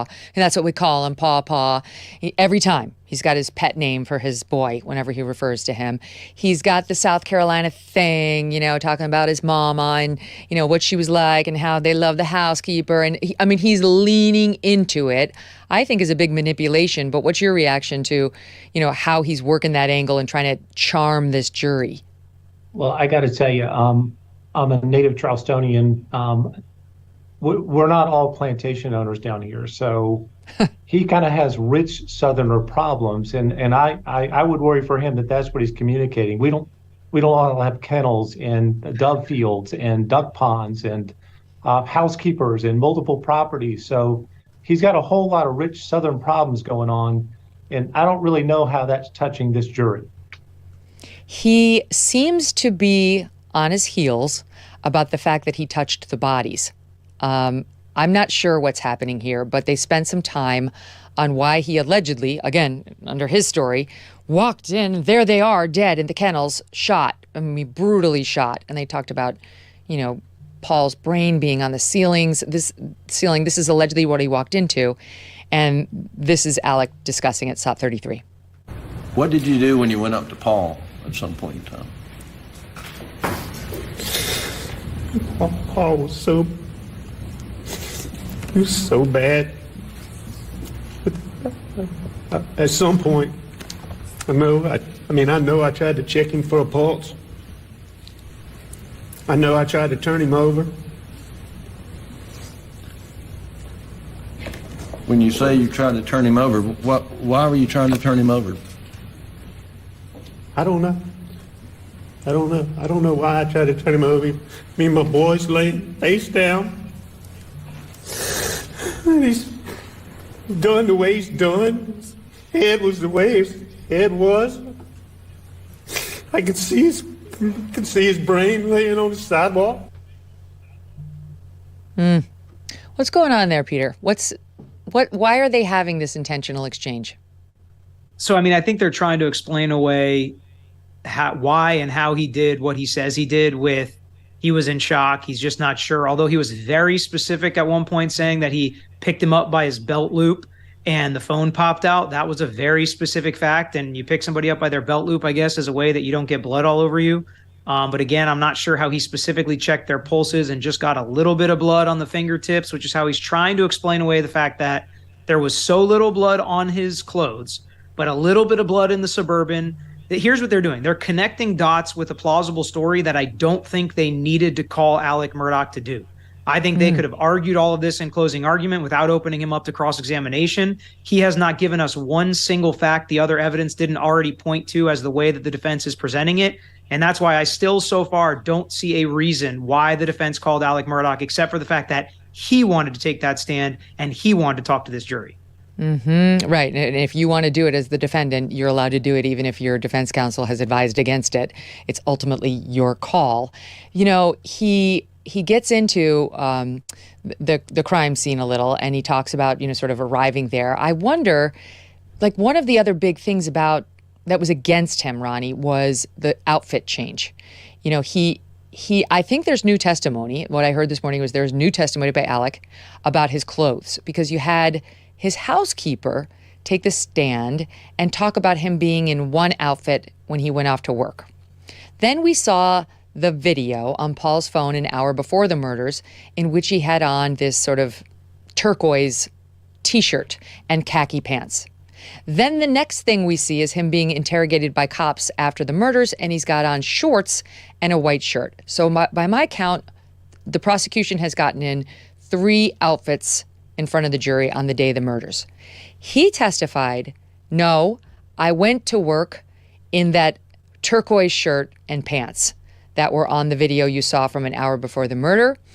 I was working the farm. I was sweaty. I went home. That's when I took a shower, because we know from the prosecution's witnesses that the shower had recently been run. The prosecution's getting us to believe it was run after he committed the murders. He says, I was in that seafoam shirt. I went home to shower. I'd been doing the yard work. And that's when I changed into the outfit that you would later see me in. That is, if true, a helpful explanation for the outfit change. How important was that explanation, and how do you reconcile the fact that it seems to conflict but with what the housekeeper testified about his outfits earlier in the day? Well, I don't think it was important enough to take the stand for. Okay, I mean, I never would have put him on the stand for the purpose of explaining the wardrobe change. And you don't want to set up Alex in a swearing contest with any other person. So if we're going to test the credibility of Alex against the credibility of the housekeeper, who said those clothes were never found again, you don't want to compare his credibility to any other witness in this case. So again, to Peter's point, they're not offering in the evidence, any markers, any points that aren't already there and already available for argument. They don't have to prove a thing. Just the reasonable doubt was there for them, or so I thought it was. I only see himself talking himself into trouble here, and the cross is going to be on this heavily. It's going to be so brutal. And I wonder, though, like with the clothing, I haven't heard this discussed yet, and maybe it's happening right this second, but one of the points has been, okay, you didn't change out of your seafoam shirt and your long pants because you had blood on them. All right, that's your theory. You want us to believe you were just sweaty and you took those off before any murders happened. Let's have them. Let's see them. Give them to me. If an innocent man would say, and they're sitting in my hamper right now with absolutely no blood on them, just my sweat, go ahead, go find them. That's been a big question. And his defenders, Peter, have been saying, not his obligation, prosecution's obligation to go try to find the clothes. But here he is on the stand. Let's hear that one explained. He did with them and let him say I threw him in the hamper or whatever, but I am absolutely in the corner that it is not his duty or obligation. Nobody accused of a crime has to present evidence in the case, has to give evidence to law enforcement, has to waive any of their rights. It's law enforcement and the state attorney's job to prove the case. And I think that's the real point with the clothes, why I think it's kind of a nothing burger, is they didn't search for it. So Blanca's the housekeeper, can say that she never saw it again. But we've got confirmation from SLED that they didn't go look for it. They didn't look But I agree with you if Alec Murdaugh hadn't just taken the stand. But if I am the prosecutor, I'm spending time on this. I'm going to say, so by your story, you threw him in the hamper and then you took a shower. Once you recognize, because you're telling us you're paranoid. You're so paranoid about law enforcement, you lied to them about whether you've been down to the kennels.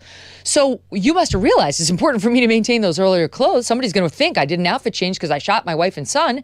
What'd you do with them? Where are they? What efforts have you made to retrieve them so that you could just show the world, not under a legal obligation to do it, but of course you'd want to do it morally, ethically, as a matter of setting the record straight. What effort did you make to find your clothes? Two very easy responses to that I think that they did not need him to take the stand for is he lost a bunch of weight and got rid of a bunch of clothes over some period of time, and he was not charged with this crime for a year. So I don't know where some clothes are I wore a year ago. It's not like this was the next day or the next week that they charged him with the crime and he could go back in his closet and say, here's this shirt, here are these pants. I got rid of a bunch of stuff over that year. I lost a bunch of weight, got off the pills, whatever. My life changed. So I don't know where a lot of my clothes are from back then. Clothes here, clothes there, clothes everywhere. That SLED never bothered to search and try to find what clothes were there because they always thought it was the white shirt with the blood spatter on it the entire time until that was disproven. And now they've come up with this alternate theory that it must be on the shirt that we never looked for as law enforcement. Mm-hmm. What about one of the other ways in which he's been dinged up in the course of this trial before taking the stand, Ronnie, is the prosecution had a witness who said, he said in the interrogation, and there's tape of it, and they played the tape and tried to convince us that this is what we heard. I did him so bad, with the accent, so bad. And you can hear him saying, he intentionally in that soundbite, I think, that I just played for you, said, so bad, so bad. He did it again. And I think he's getting ready to say, of course, I did not say I did him so bad. I said they did him so bad. Is it possible they thought that sort of off piece of testimony, because we all heard the tape and people were split on whether they heard they or I. Is it possible they thought that was damaging enough that that's what he's doing up here? No way. No way. And I don't see where the state could think that statement was valuable enough. I know a big to-do was made of it at the time, but I think it amounts to little or nothing. I do think he said they. And it sounded to me like they. And frankly, I think he said they did it so bad. And so the question I'd be wanting to ask is, who are they? And what is the it? The it is the hit. So if you didn't do it, you obviously know who did.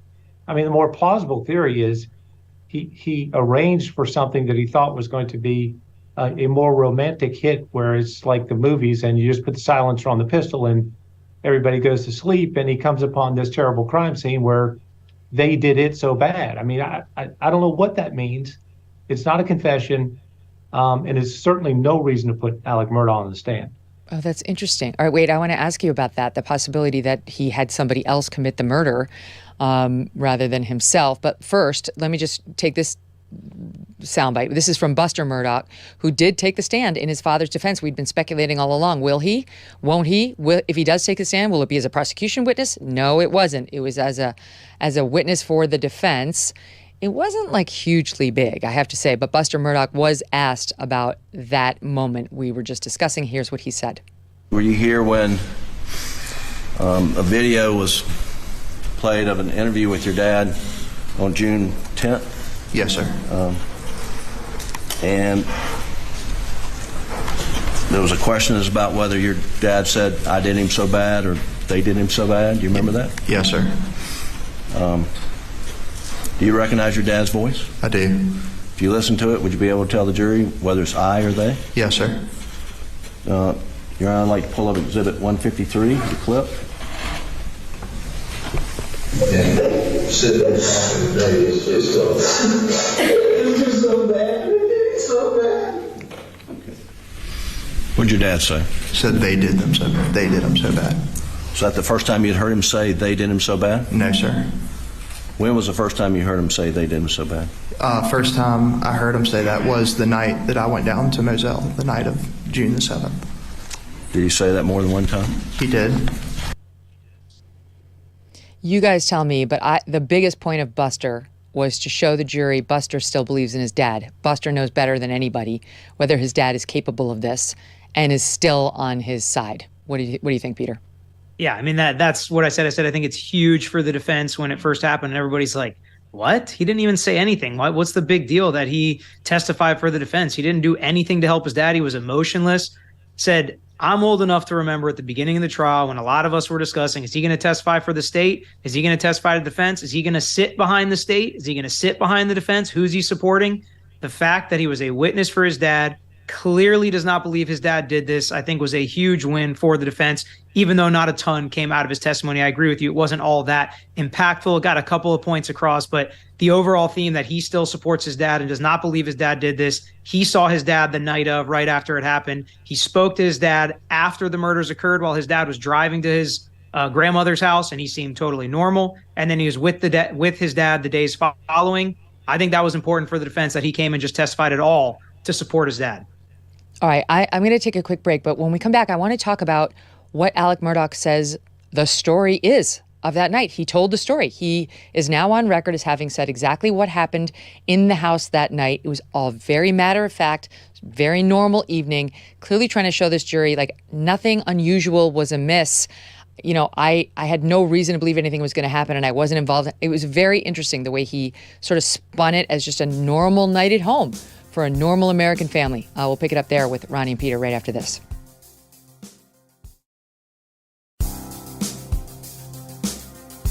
So this is the interesting thing, Peter, is he's now, and he's the only person who can do it, telling us the story of what allegedly happened that day. And maybe you can just help the audience understand Alec's story on, you know, what the day looked like. He went to work, and then he talks about getting back to Moselle, which is how they refer to their property. And maybe you can outline for us just a bit of like what he says happened, how his evening went. Hanging out with Paul, just doing stuff around the farm, and then they get back to the house. Blanca's made dinner. Paul eats it fast. He sits down with Maggie in their den. The TV's on, which is important because the TV stays on later. When we had the audible expert about how he couldn't hear the gunshots, he makes sure to let us know the TV's on. They eat dinner together. Maggie goes down to the kennels first. Alec doesn't want to go because he's already showered. He doesn't want to mess with the dogs anymore because he was sweaty. He already showered and changed into the white T-shirt and the green/khaki shorts. Eventually, he goes down to the kennel. He is there at 8:44, which we have video proof of, but then he leaves immediately after, goes back to the house, and he tries to fit in, I think, some of the story that he's already told SLED, which we know is not true, that he lays down on the couch, maybe dozed off for a couple minutes, and then he leaves shortly after 9 o'clock, drives straight to Mom's house, hangs out with Mom for a while, drives straight back, finds the bodies, calls 911. And again, it's easy to explain on direct that, you know, I was on 911, I was checking pulses, doing stuff with the bodies, but I think the state is going to nitpick over how many seconds he had to actually check the pulse for when he called 911, when he told them he's already checked the pulse. He didn't say, I'm actively doing this stuff. And I think that I've seen some tweets and some DMs come through already to me that he's doing a great job. This is the easy part. And I don't think a lot of what's happened on direct has been necessary. So when cross comes, that's when we're going to find what kind of job he did on the stand. He also, Ronnie, seemed to feel the need to address the testimony from the SLED agent at the end of the prosecution's case, who said on Alec's phone, they had pinpointed when he would have been standing over the two dead bodies, that Alec had allegedly searched up a restaurant on Google and possibly taken a look at a bikini photo of a woman that had been sent to him or that was on his phone. You know, they can tell everything you do on your phone these days. Alec spoke to that today. Here's a bit of what he said. How do you account for that? Obviously, they're unintentional. I mean, I'm doing something with my phone trying to call people, but I'm not trying to call those people. I'm not doing a Google search for any Whaley's restaurant, and I'm certainly not reading any text. What do you make of that, Ronnie? Because it's like, if the phone says you did it, you did do it. You know, I thought he gave a good account for that. I mean, to me, it makes perfect sense that you're in some panic phase and, you know, your fingers are clumsily playing with the phone, and obviously he activated some data. He revived some old search. So I thought he gave a good account for that. I think the part that got really sketchy for him, and I mean, Peter's recall of the events was just spot on, but where the timeline gets really dodgy is from that 8:45 to the 9:07, because we now know he was there at 8:45. according to his testimony, after the video, some time was spent getting the chicken out of Bubba's mouth, right? So there's still some time there at the kennel. Some time was occupied getting back to the house. He then says that he maybe dozed off, but he's on the move by 9:07. So that's a very tight window. I mean, 8:45, we know he's at the kennel. He's still there for a period of time after that. He gets back to the house. To me, it feels like the perfect amount of time to get back to the house and then haul butt down to Alameda. We know from the OnStar that he went at high speed back and forth to get to his mom's house. But it's an odd point in time to say it's at that moment that I decided I need to go see mom. And he's off. So that I decided to squeeze in a quick nap. I decided to squeeze in a quick nap. When you're just off of, your visit to the kennels, it's not like you've been sitting there for 2 hours watching some boring television show. You're awake. You're up. You were up moments ago. And it's almost time to go to bed anyway. You're approaching 9 p.m. at night. Who takes a nap? And so, but he's got to say that because that's what he originally told law enforcement. And yeah, then he pops back up. Can you speak to, Peter, something that's been bothering me? And I don't know exactly how this works, but what's the evidence of Maggie's cell phone allegedly being with Alec Murdaugh in the car on the way to the mother's? I mean, did that testimony come in? I don't feel like that's what the evidence has shown so far. I actually think that the defendant's theory of he couldn't have thrown it out the window at that time based on the movements of the cell phone, based on how fast his car was driving, based on what time his car crossed the spot where they found Maggie's cell phone. I actually don't think any of that lines up. And I think Ronnie's timeline there gave Alec even a little bit of the benefit of the doubt, because I think between 9:02 and 9:06 is when we saw all those steps taken by Alec, 200 and something steps. But Ronnie's kind of given him until 9:07 before he left for mom's, which is true. But what was he doing from 9:02 to 9:06? He was not napping. Where was he walking? Things like that, I think he's going to have to explain. Where were you? You obviously weren't sitting on the couch dozing off. Did it take you 270 steps to walk to the car? That doesn't make sense. So I think he's going to have to answer all of those questions. But one other thing, Ronnie and I seem to be in lockstep. We haven't talked about this before. The only thing I would push back a little bit on if I was the defense is I don't think he sped to and from mom's. I think the fact that it took him 16 minutes on the way there and 18 minutes on the way back, and when SLED did a test drive, it took them 17 minutes. It's more likely he was passing a car or going faster and slower, but it took him about the right amount of time to get to mom's and back. So I think each side has a lot of good arguments with this evidence, which is why I felt like it was a mistake for him to take the stand. Because the OnStar shows that he went at least 80 miles an hour in the car, Correct. But that could be in a moment. We all know when you're trying to pass another car, you put it into a different gear and then you slow back down. All right, so if we go with that timeline, 8:44, he's on the tape. We know he was at the kennels at 8:44, and then you say the story is that he then had to deal with getting the chicken or the guinea or whatever it was out of the dog's mouth. So that eats up another minute or two, and then he goes back to the home. Then he allegedly lays down. We don't know exactly. Lies down. And then by 9:02, the fast footsteps start. We've got that too. The iPhone shows everything. So he's definitely moving around. So 8:44, let's call it 8:46, 8:47 by the time he's back home. So now you got, 13 minutes plus 2 after 9. That's 15 minutes to squeeze in your nap and then get up and start walking around super fast. That's his version, right? That's the best he could be stuck with right now. Which he didn't have to testify for us to get. I mean, they could have argued all that. He's literally given us no details that makes it more or less reasonable that that's what he did. What do you think, Ronnie? I agree 100%. If anything, he ate into that same timeline by volunteering that he spent some time with the chicken or the guinea or whatever it was. And he said he misstated it was 100 yards to the house. It's actually 1,100 feet. So maybe even more time to get back to the house. So that narrow window from 8:44 is even tighter. And it really dispels the idea that the guy could have sat down and taken a nap. I mean, that's completely not believable.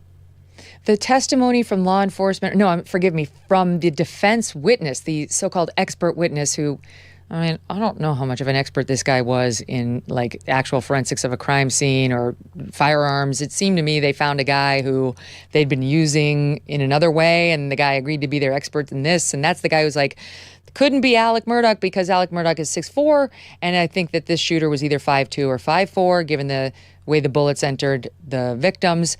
But that guy, I think, is the one who testified, you couldn't necessarily hear the rifle, the shot of a shotgun back at the house.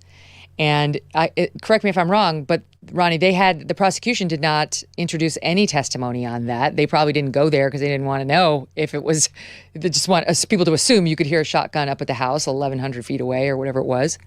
But how important was that moment where he said, he gave Alec cover, that if he were in the house and if the TV were on and if he were snoozing or close to it, you might not hear these gunshots. No, that was definitely a defense win. The rest of his testimony, the 5'2" shooter theory, I mean, humans have knees, so that's completely without value. But, the decibel testing is pretty objective, and the methodology that they used sounded very reasonable to me. So it was an issue that bothered me about the case, that if you are at the house, and I accept that, how did you not hear World War III break out in the side yard? Well, they did a pretty adequate job of explaining that. And again, creating more reasonable doubt about the state's case. All the more reason, again, not to call Alex Murdaugh. The other thing they seem to be doing, Peter, is addressing whether he lured Maggie and Paul to the crime scene. Can you speak to that at all? Yeah, I think there's been some testimony of that. I don't feel like it's particularly something that is going to be probative in the jury's mind to prove that this proves that he did it. We've had some other testimony of other reasons Paul may have come because of the dealings with the sunflower plants or whatever they're doing on the farm. We had some testimony recently of Ms. Mixon, one of the caretakers, who called Alec and told him, you got to come see mom. And this was at 4:00. So at some point he found out he does have to go see his mom. And then he's talking to Maggie about that. But if Maggie wasn't going to be staying at Moselle, the dogs wouldn't have been there and the dogs were there. So I feel like there's been some testimony on both sides of that. But I think it's definitely going to be something that's in the state's mind to show that this was all planned. He was the only one that knew they were there. They weren't planning on going there but for that day. But then how does that fit in with the motive of everything's coming crashing down that day because he gets confronted with the check? What time exactly was he confronted with the check versus when he calls Maggie to show up? The state never put, in my opinion, a clean timeline of motive and getting them to Moselle at the right time to commit this crime, to then show up at mom's house to create this alibi.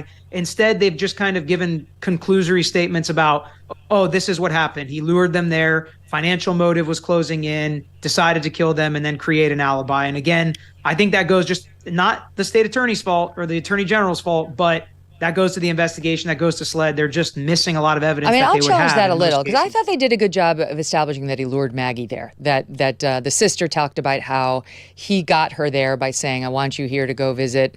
I can't remember which of the parents. Both of his parents were ailing, but I want you to come to visit the parents. And that the sister felt so bad, she cried on the stand saying, "I told her to do it." It's like the parent, you need to go. So that to me actually was persuasive. I'll say one other thing about the timeline. Before Alec, they put on a friend of Paul Murdaugh, and the prosecution got that guy to admit that Paul's schedule was erratic, that it was totally unpredictable, that you never knew where he was going to be. And I was guessing that the reason for that was the prosecution's trying to undermine that, like some intruders, like somebody who was lying in wait could have known that Paul was going to be at the kennels that night at 9 p.m. and committed this murder, that only somebody who was very close to him, like a dad, would know exactly where he was. And that brings me to, before we go, Ronnie, your thought. Do you believe that there is a possibility Alec Murdaugh wasn't the trigger man, that Alec Murdaugh may have hired another murderer who committed these crimes? Yeah, absolutely. If you had asked at the end of the state's case, did they prove that Alex pulled the trigger on the gun that killed Paul? I don't think so. Or did they prove that Alex, pulled the trigger on the gun that killed Maggie? I don't think so. If the question was, did they prove that Alex was involved in some way? I think absolutely. That the absence of any other viable suspects, his presence at the kennels, his lies about being there, the fact that weapons from the house appear to have been used in the commission of the crimes, his association with drug dealers, his $50,000 a week habit, if he really had one. I mean, did he have involvement? Yes. Is he the trigger man? I don't know about that. I feel as you guys do that as compelling as the case is, and I do think he's guilty, it's my opinion, They've been doing a pretty good job of establishing reasonable doubt, especially with their attacks on SLED. And it's stunning to me that they would take this risk. I realize they had a couple things to explain, but it's just stunning. Ronnie, Peter, please come back. That was a great discussion. Really appreciate it. Thank you. Thanks. And we'll continue our coverage of this trial tomorrow. How will the cross-examination go? That's really the thing to keep your eye on. We will soon find out, and we'll have it covered for you on the next program. Here is just a flavor of what happened at this pro-Palestine rally in Michigan last night, SOT 14. We are not going to be intimidated by staying silent when they say Hamas is a terrorist organization. The fact it is not a terrorist organization. And we have to say to them, the terrorist is Benjamin Netanyahu and his government. I mean, it was a packed house in support, cheering for this message in the wake of what we just saw to say Hamas is not a terrorist organization. I would say this, that the speaker that you just saw, the college students who have, expressed their solidarity, Black Lives Matter in Chicago with their tweet that had the hang glider saying Free Palestine.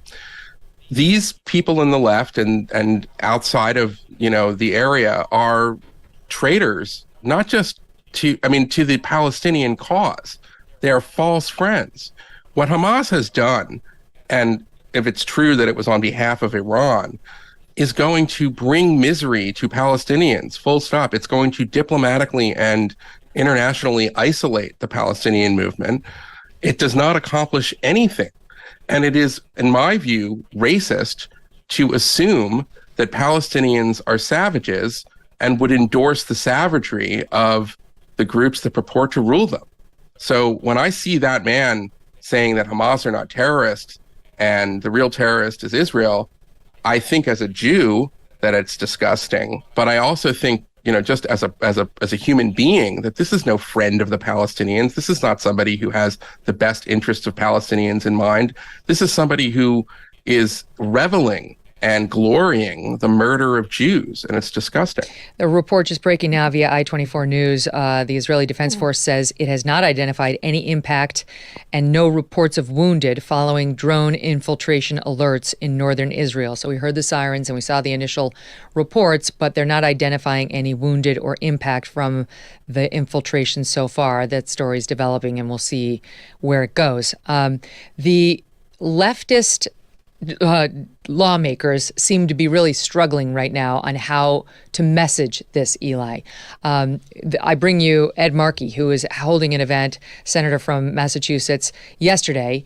Elizabeth Warren is right behind him, and he decides to hit on the de-escalation message. It was just Monday. He decides to hit on the de-escalation. I mean, this is before Israel's even had a chance to do anything in response to the attack on it. But listen to how it went. Listen to how this went. There must be a de-escalation of the current violence. The United States should...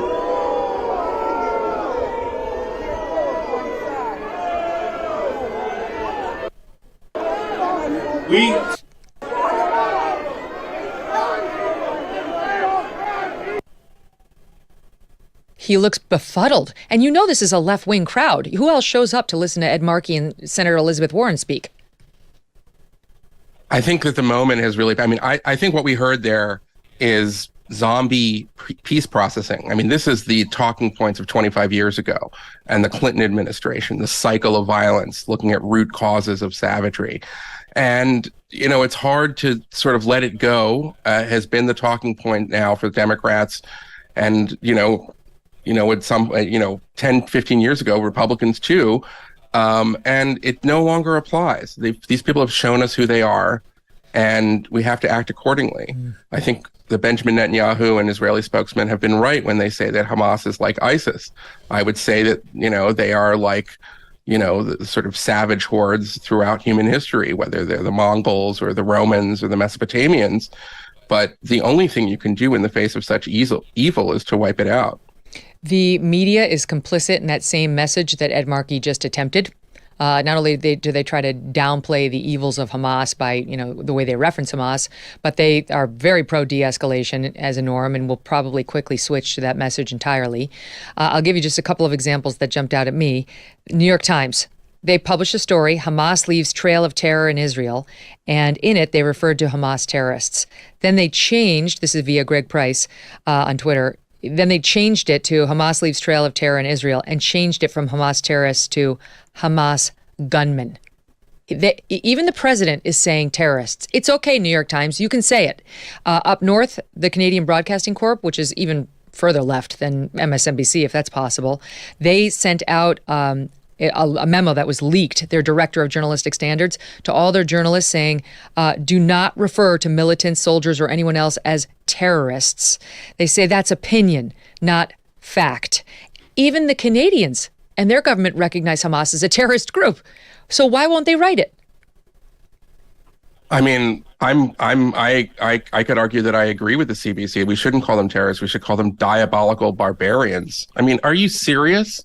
This is ridiculous. Was anybody having this discussion after 9/11 about Al-Qaeda? Was anybody having this discussion after ISIS beheads American aid workers? It's ridiculous. And it seems like it's a constant kind of double standard for Israel that's in the media. But, fortunately, the media does not really hold the same position right now in our politics and our society in the West than it did before because of, alternative, platforms like yours or the free press. Well, I know you've heard bedding and apparel brands say, we're the softest, we're the most comfortable, but do they actually promise it? Do they guarantee it? They put their money where their mouth is. At Cozy Earth, they do. At Cozy Earth, you get the softest, most luxurious feeling fabric guaranteed. And that means if you don't love Cozy Earth's bamboo sheets, their famous bamboo sheets, you have 100 days to get your money back. They're not worried, though, about refunds because once you try Cozy Earth, you're hooked for life.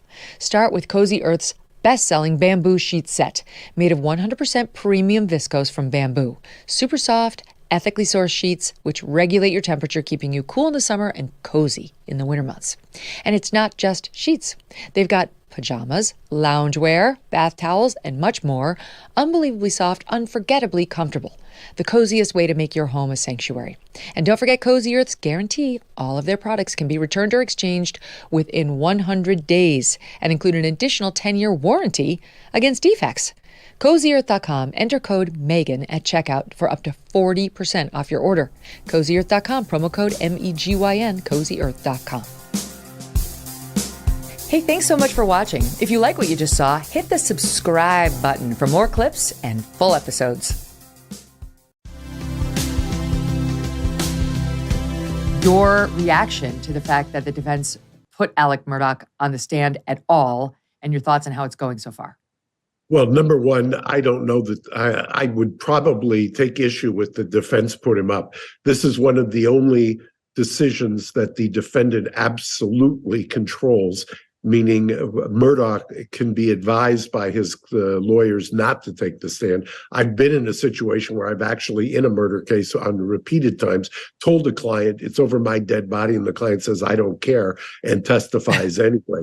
So that's one issue. But number two, he really has nothing, absolutely nothing to lose. The financial crimes, if you believe what's been put out there and what's been developed in this case, he's facing essentially under South Carolina law the rest of his life in prison anyway. So is he going to go down for those anyway and not and get convicted of this, or is he going to get up there and try to explain it? So I had always suspected he would take the stand and had said as much. I don't see any downside for him to take the stand. By the way, up until this morning, I would have told you he was winning on points. What I generally see in cases like this is if the prosecutor feels that way, he's going to run out the clock, regroup over the weekend, and come back on Monday and keep cross-examining him. If the prosecutor sits down today, then the prosecutor thinks he's done his job. Are you guys feeling any frustration, Ronnie? Let me ask you at how, let's put aside the last 15 minutes before they break at 11:30 Eastern, okay? Because that got spicy and it seemed to be going well. For the prosecution. But it started at 9:30, so we had almost 2 hours of testimony before that last 15 minutes. I am feeling frustrated as a recovering lawyer who did try cases, at the way this cross is being handled.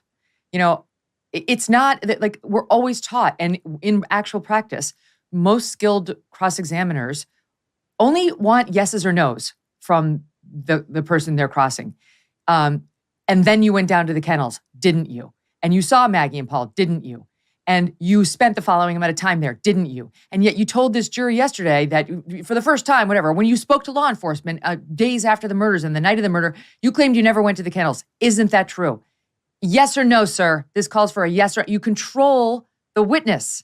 It's not really about extracting info. It's about having the jury hear your version of the events confirmed by the defendant. And that's not what's happening here, Ronnie. No, I agree. I mean, on cross-examination, it's always the question that's more important than the answer. And you're literally just using the opportunity to grab the microphone and say what you want to say through the witness. So yes, he gives a skilled and an evasive liar lots of rope and lots of microphone to get his speaking points in. And I would like to see him cut him off more effectively. It's very frustrating, Mark. It's like Alec Murdaugh is smart. And this ain't his first rodeo in a courtroom. And he's taking all these opportunities to try to ingratiate himself with the jury, go off on his meandering talking points about things that may or may not matter to the case, but trying to show them, I'm helpful. I'm here, hat in hand, admitting to the financial crimes. I didn't do the murder, but like, let me speak to you South Carolinian to South Carolinian. We can all bond together. And the DA's allowing him to get away with it.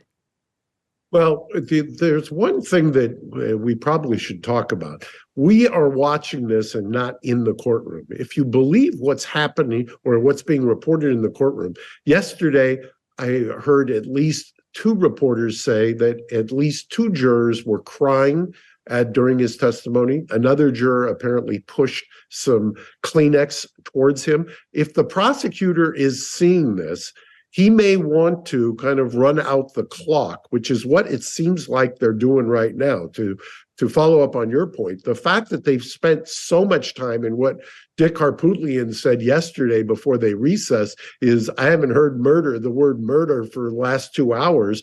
And the judge said, well, that's fine. It's credibility. I think that's precisely what the prosecutor's mindset is. He's going to try to destroy his credibility. I will come back to this, though. I do not think that they're laying a glove on him, even in the last, as you said, 15 minutes.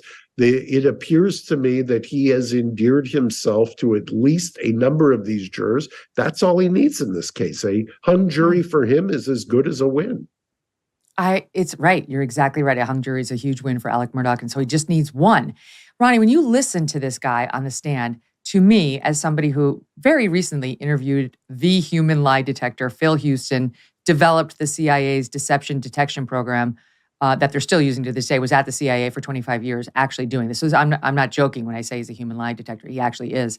And he talked to us at length about, a little bit actually about this case in the Alec Murdaugh interrogation interviews, but in general. And when you qualify all of your answers on the important details, it's a sign of deception. If somebody says to me, Megyn, did you cheat on your husband, Doug? I say, no, I didn't. I never have, period. I don't say, well, if I cheated on him, it was definitely not at a time when, we were married. And it's not, I don't remember a time where I ever would have cheated. No, I didn't. That's what a truth teller sounds like. And we pulled just a small soundbite, but I do think it was interesting. The story that's changed that's so critical is whether he was home taking a nap at the time of the murders or he was down at the kennels doing the murders. And he told the cops he was home taking a nap during the time of the murders, then got caught that he was there on that Snapchat video at least 6 minutes before the murders, like around 6 minutes before the murders took place. So now he's changed the story to, okay, I did go by the kennels, which isn't what I said initially. I did go by the kennels. I didn't want to do it, but I went. I did. And I had a quick exchange with Maggie and Paul. Then I went back home and got home around 8:48. This is where the prosecutor has them. They think the murders took place at 8:50. 8:50. When the old version was, I was asleep that whole time. Okay, now he's home 2 minutes before the murders take place. And home is just, yards away. Didn't hear anything.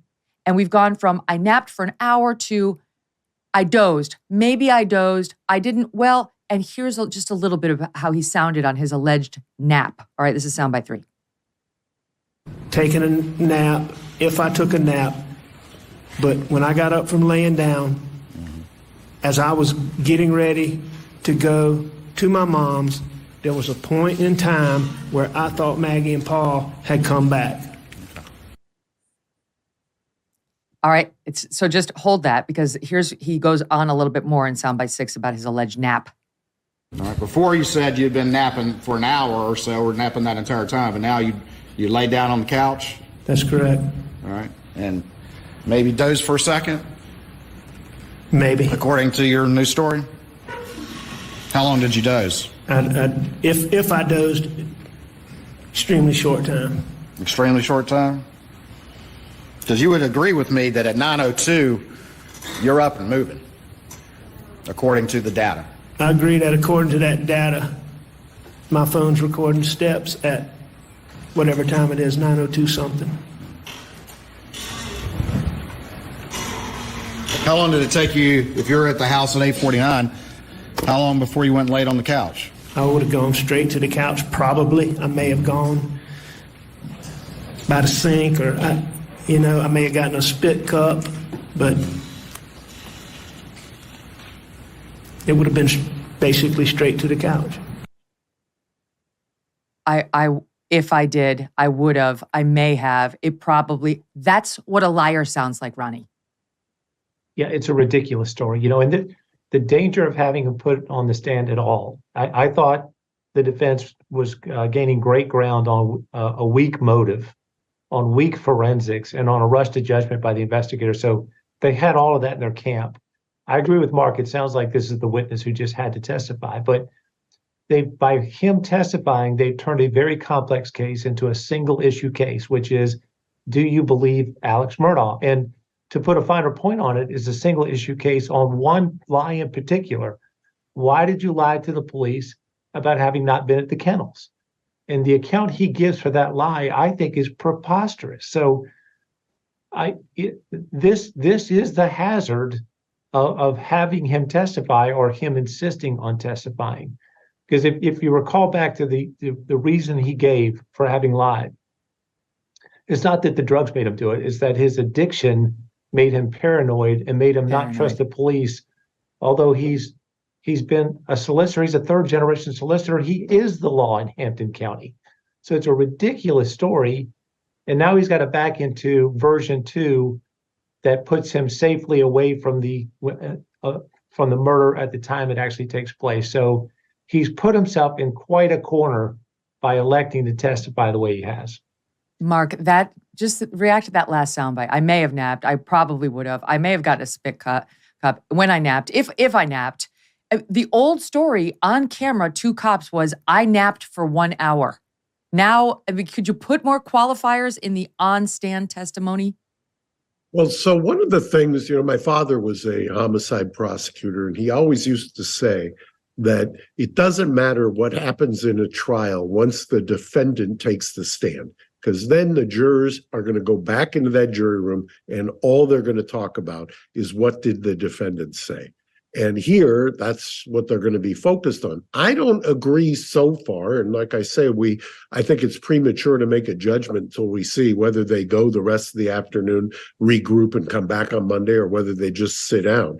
I think it's premature because so far, if what people are telling me in the courtroom is true, I think he's acquitted himself, if you'll excuse the pun, extremely well, and he's obviously connected with some of these jurors. And the sip cup and the shit me up and the other colloquial expressions that he's been using, I think he resonates with some of these jurors, and obviously only time will tell, but I also think that the prosecutor understands that. And I think part of because the prosecutors are taking enormous criticism on their approach, I think they understand that they've got to do something to erode or to take back the narrative, if you will, because I think he's been effective so far. One of our sponsors today is Donors Trust. the principled, tax-friendly way to simplify your charitable giving. Cancel culture doesn't just affect comedians and commentators anymore. It also affects everyday hardworking Americans. How? Well, it derails their charitable giving, believe it or not. Take Jeannie's story, for example. Jeannie did her charitable giving through one of these big national donor-advised fund providers. That is, until, without a clear reason, it refused to send her money, her charitable dollars, to a conservative nonprofit. Can you imagine how mad you'd be? She writes in, I'm a conservative. I believe America's great despite her imperfections, and that capitalism brings great good to society rather than government. Earlier this year, I requested another gift from my donor-advised fund, and it was rejected. Jeannie wanted a donor-advised fund that shares her conservative principles, and she found it in Donors Trust, the oldest and largest donor-advised fund committed to limited government. Do you want a principal partner helping you support causes close to your heart? If so, consider opening a donor-advised fund with Donors Trust. For more info on how Donors Trust can help, visit donorstrust.org/MK, DONORS trust.org/MK to receive a free copy of their donor prospectus. donorstrust.org/MK. Hey, thanks so much for watching. If you like what you just saw, hit the subscribe button for more clips and full episodes. Okay, so let's talk about two more, because we're just trying to give the audience a feel for what he's facing here. So, well, it's the court of public opinion too. So yeah, that's right. So is it Joy Dickerson? Joy is J-O-I? Joy Dickerson Neal. Joy Dickerson Neal. She's filed a lawsuit, 22 pages, and she alleges she met Sean Combs after she had appeared in a music video with him while she was a student at my alma mater, Syracuse University. She claims she later agreed to go out to dinner with him on January 3rd, 1991, while on a school break. She and I were probably at school at the same time. I graduated Syracuse in 92. During their date, Dickerson alleged that Combs intentionally drugged her. This is another theme we see through the complaints, that there was intentional and surreptitious drugging by Sean Combs. She accused him of sexually assaulting her and then video recording the sexual assault. That's another theme that we see through the allegations unproven. Days later, a male friend allegedly revealed to her that he, along with other men, had viewed the sex tape, quote unquote sex tape. She asked her friend who had seen it, and the friend told her everyone, she alleges. She claims from that point, her life went into a tailspin and things went down. From there, she's alleging assault and battery, intentional infliction of emotional distress, human trafficking, and revenge porn. He's denied it and rejected the claims of misconduct and said he's an easy target for accusers who will falsify the truth without conscience or consequence for their own financial benefit. Then there's Jane Doe, who's 17. And she's alleging she was gang raped and sex trafficked by Sean Combs and the former president of Bad Boy Records, Harvey Pierre, when she was just 17 and in the 11th grade. She claims that she met Pierre in a lounge in Detroit, and he told her he was best friends with Combs. Doe claims Combs convinced her to accompany Pierre and a third assailant on a private jet to come to his studio in New York City. I must say, for the record, these are all terrible decisions by these young women, just terrible. There is a reason why you don't say yes to this when being asked to go on a private plane or to a private hotel room or a recording studio owned and controlled by said man when you're a young woman and you're alone. There is a reason why you don't do that. I'm not blaming the victim. I'm saying we need to take some responsibility for putting ourselves in dangerous situations. And honestly, trust no one. Just trust no one. Use the buddy system, go with somebody else, don't drink, and make sure that you're above age before you agree to any of this stuff. She claims she agreed and boarded a jet that flew to Teterboro, New Jersey, and was taken to Combs' studio. She alleges that once there, Combs and his associates, including this guy Pierre, plied her full of drugs and alcohol, and alleges she was subsequently gang raped at the studio by Combs, Pierre, and this third assailant. Her complaint states that while Combs was raping Ms. Doe, the 17-year-old, he complained that he could not achieve climax unless she pinched his nipples as hard as she could, and that Combs then allegedly watched as the third assailant raped her while she told him to stop. Quote, after third assailant was finished, Mr. Pierre took his turn at raping Ms. Doe and then violently forced her to give him oral sex, during which Ms. Doe was choking and struggling to breathe. Once again, extreme detail. Is this another one by our friend Tyrone? Yeah. So let me just say this from the outset about this. These are harrowing accounts, and there's a level of specificity in these accounts that I think we have to note as well. And I mentioned that you see lawsuit after lawsuit, because the clock was about to run up on that New York law that allowed people to file old claims. But I also wanted to be clear that sometimes people may feel more comfortable coming forward with allegations against somebody like a Harvey Weinstein or a Diddy, even though Diddy has not been charged, not been found liable, because they see other people coming forward. So I want to make that clear. Yes. And here's something to note, too, about the weakness of these legal cases. And when I say that, let me be clear. The Joy Dickerson-Neal case, I did a whole sidebar on this. Diddy filed a response and said almost 80%, 90% of the claims in that case should be thrown out. Why? Because the statutes that she is suing Diddy under weren't even the law when this assault took place. So, yes, you can bring a lawsuit against somebody through the New York Adult Survivors Act, sure. But what you can't do is sue somebody for saying they did something illegal that wasn't illegal at the time. And they're all the companies that she's suing as well. They weren't even in existence at the time this alleged assault happened. And there's more arguments that they make, too, that he's not an employee of the company. Bottom line is, I think there's a strong argument that a lot of those claims could be thrown out. With the 17-year-old... This is the Syracuse University alumna. You're correct, the Joy Dickerson-Neal one. And then the 17-year-old, Diddy made a legal argument that those claims are time barred under the statute. They can't be revived. And I read through the filings, I'm an attorney. I think there's a lot of ground there. There's a lot of water to those arguments. And so, again, it becomes a question of why were they filed? Was there a rush to file them? That was something that made me think, too. For example, we don't know when these women came forward with their accounts and spoke to legal counsel and had a lawsuit. Was there a rush to get the lawsuits filed before the deadline closed? Was there an ample time to do due diligence about this? Something I've suspected, because these seem to be some legal issues that could have been flagged at the very beginning. We don't know. But having said, it doesn't take away from the very chilling and harrowing accounts from these accusers.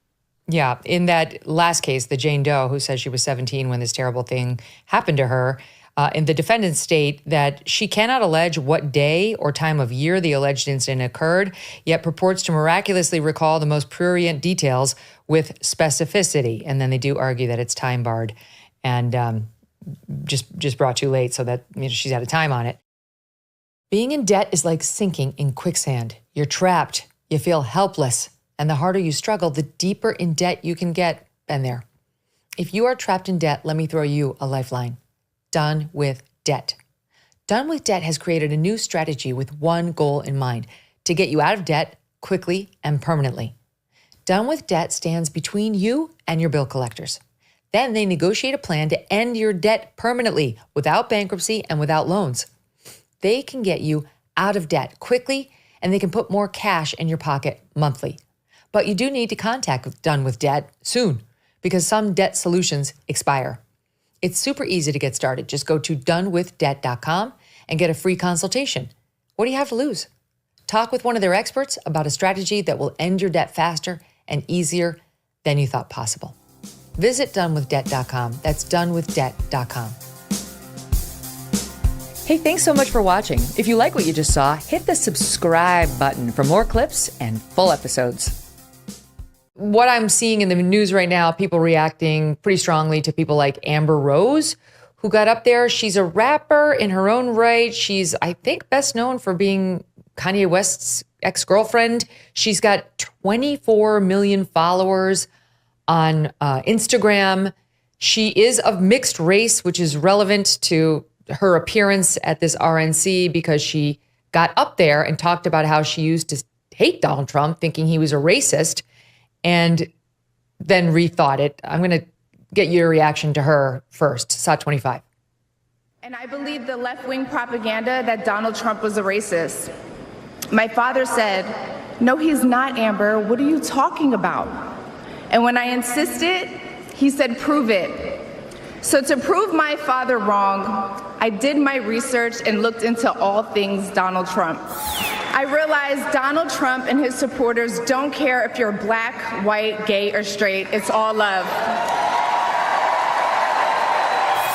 So I I let go of my fear of judgment, of being misunderstood, of getting attacked by the left, and I put the red hat on too. Thank you. I want to thank my father, who's in the audience tonight, for opening my eyes. He served over 20 years in the U.S. military. Thank you for your service, Dad.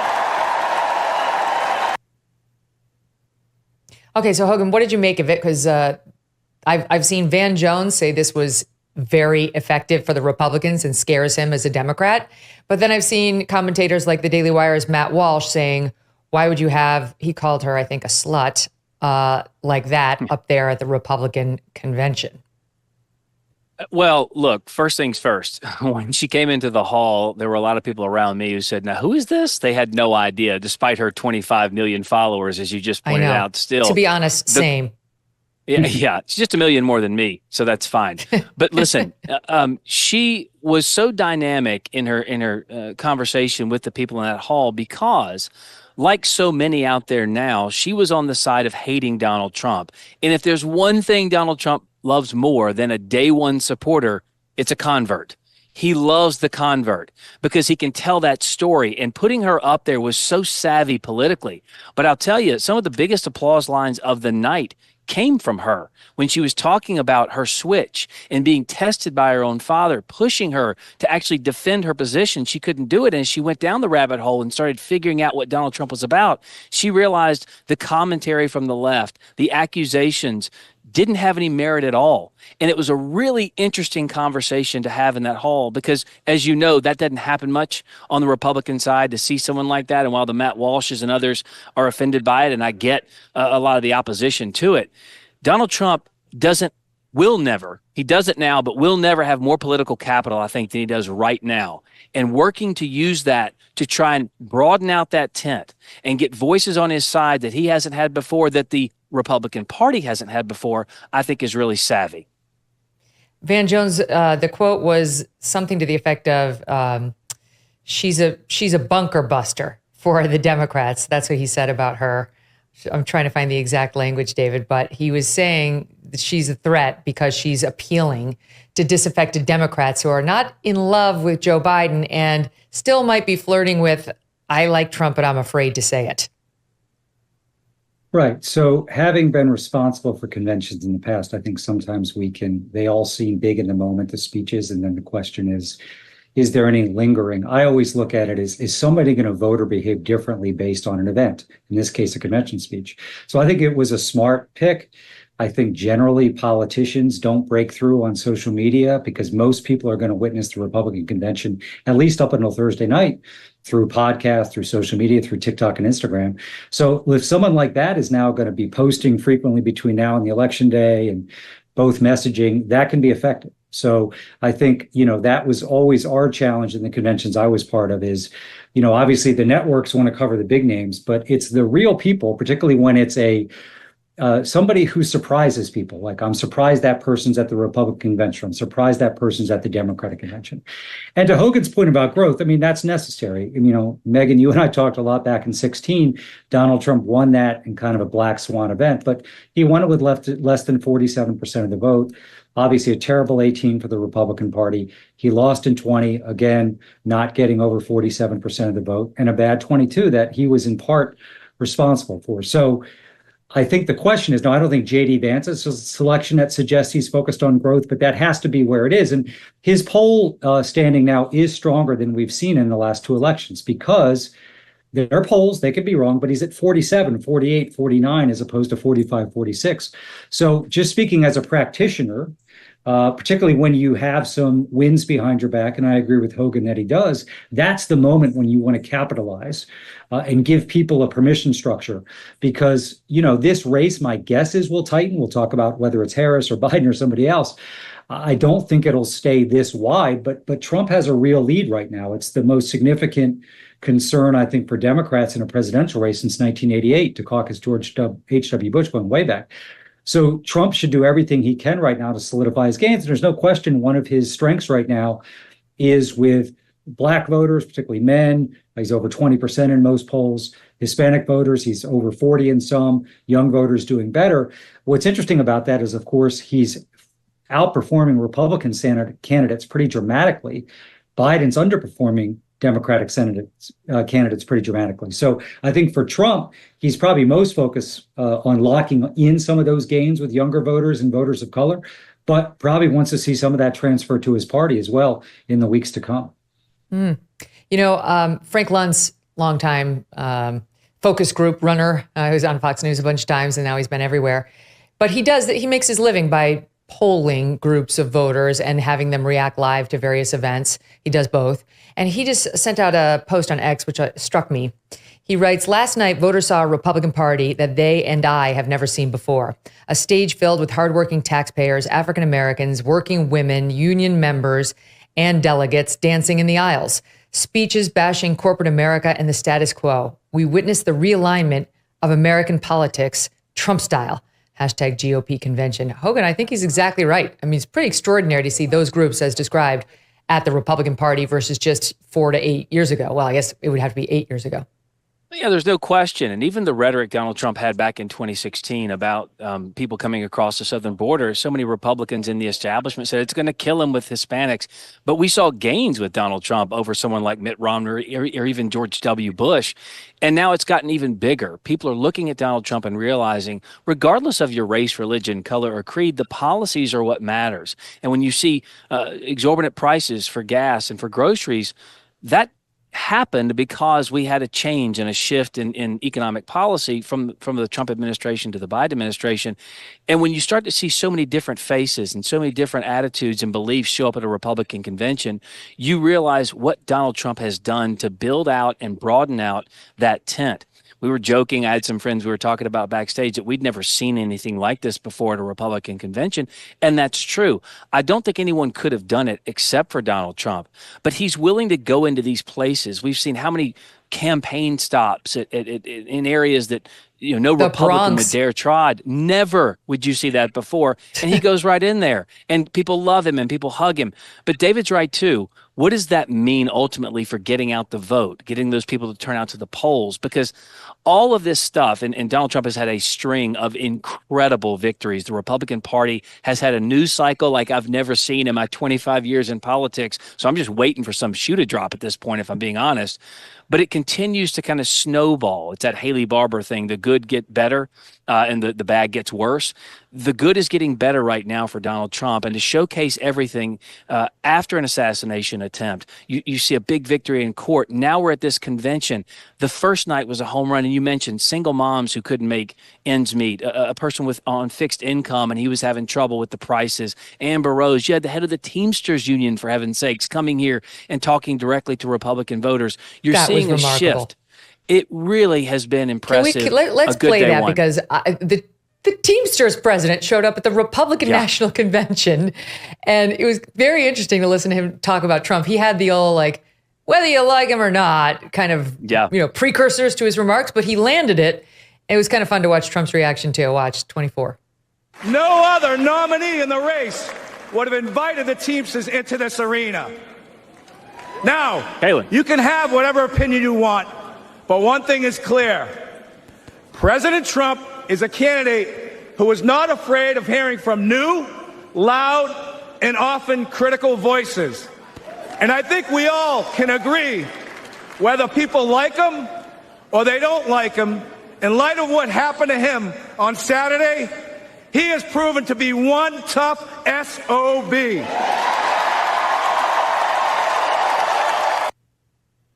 And then Trump smiled after he said that last part. David, what did you make as a Democrat of the Teamsters president showing up at the RNC? Well, again, it's a moment. And I think one question will be, what does the Trump campaign do with that? Are they going to advertise using those words? Are they going to try and reach union members, Teamsters, and others? We'll see. That is going to be an important battle. I think the service unions, Democrats still dominate in terms of electoral performance. Some of the building trades unions, it's more competitive. And so Biden's numbers right now, as challenged as they are, are being held up in part because he's doing really well with seniors, including, white seniors, middle-aged voters, including a lot of union members. So that's been a place where you've not seen the erosion that we've seen amongst younger voters and some voters of color. Although, there's plenty of union voters who are voters of color. And that's going to require a lot of sophisticated data analysis to see what's happening there. Do you owe back taxes? Pandemic relief is now over. Along with hiring thousands of new agents and field officers, the IRS has kicked off 2024 by sending over 5 million pay-up letters to those who have unfiled tax returns or balances owed. Don't waive your rights and speak with them on your own. That's scary. It usually doesn't end well. Tax Network USA, a trusted tax relief firm, has saved over $1 billion in back taxes for their clients, and they can help you secure the best deal possible. Whether you owe $10,000 or $10 million, they can help you. Whether it's business or personal taxes, even if you have the means to pay, or if you don't, if you're on a fixed income, they can help finally resolve your tax burdens once and for all. Call 1-800-245-6000 for a private, free consultation, or visit tnusa.com/Megyn. Thanks so much for watching. If you like what you just saw, hit the subscribe button for more clips and full episodes. Doug and the family and I were in Scandinavia last 2 weeks. We went to Sweden, Norway, and Denmark. It was beautiful, absolutely gorgeous part of the world, lovely people. But you feel these things on an innate level about like who you are and what your background is versus this new place that you're exploring. And one of the things I was noticing was, what's America? It's a capitalist country. We're not a socialist country, though many on the left would like us to be more and more. And these are democratic socialist nations. And they have different policies and they have definitely a better social safety net. But we asked our one guide, what do you pay in taxes? And she said 75% of my money. Okay, all right. Well, that's a thing. All of these folks know that no matter what they do or choose, they will be supported by the government till their dying day. And they also know that whatever they make, they're at best, they're only going to take home, let's say 25% of it. Now, what does that do? Does that just make you feel, happy and secure and, encourage entrepreneurship, moonshots, right? Risk. Invention, risk, right? No, I would suggest it does exactly the opposite. And this to me manifested in small ways. When you're not in a capitalist society, you walk into a hotel and the bellman, who normally would rush to take a woman's big bag coming off of it, they're like, you're good. There's no rush. They're not hustling for a tip. They don't care. You go to the restaurants and there's not a waiter who's going above and beyond to try to, give you good service and make sure you have a good time so that he gets a good tip. That's the American capitalist spirit. If I work harder for you, presumably you will reward me with something that says, I value you. Nope, not there. It's like, we don't really do that here. And my government's got me. I mean, you could feel it. And I missed that American hustle. I missed the gunner, that you see. I miss going, I live outside of New York. You go into the city, you see these guys everywhere. You go into a cocktail lounge and these are the movers and shakers of the world having drinks there, talking about the future. And then you go out on the street and you see the guys who are drilling the streets and with doing the dirty jobs. And they say, hey, sweetheart. And you say, hey, yo, you go, guy. And you thank the cops for their service. And they got the New York accent. I missed all of it. I couldn't see life at a 6.5. You know what I mean? Yeah. I much rather live in a place where there are ones and tens. Well, you round the edges off of a thing, and everything is smooth and careful and all terribly polite.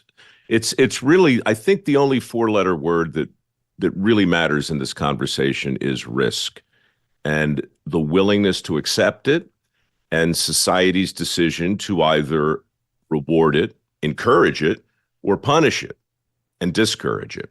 We're coming out of a 3-year period, Megyn, right now, I think, where risk in all of its forms has been mitigated.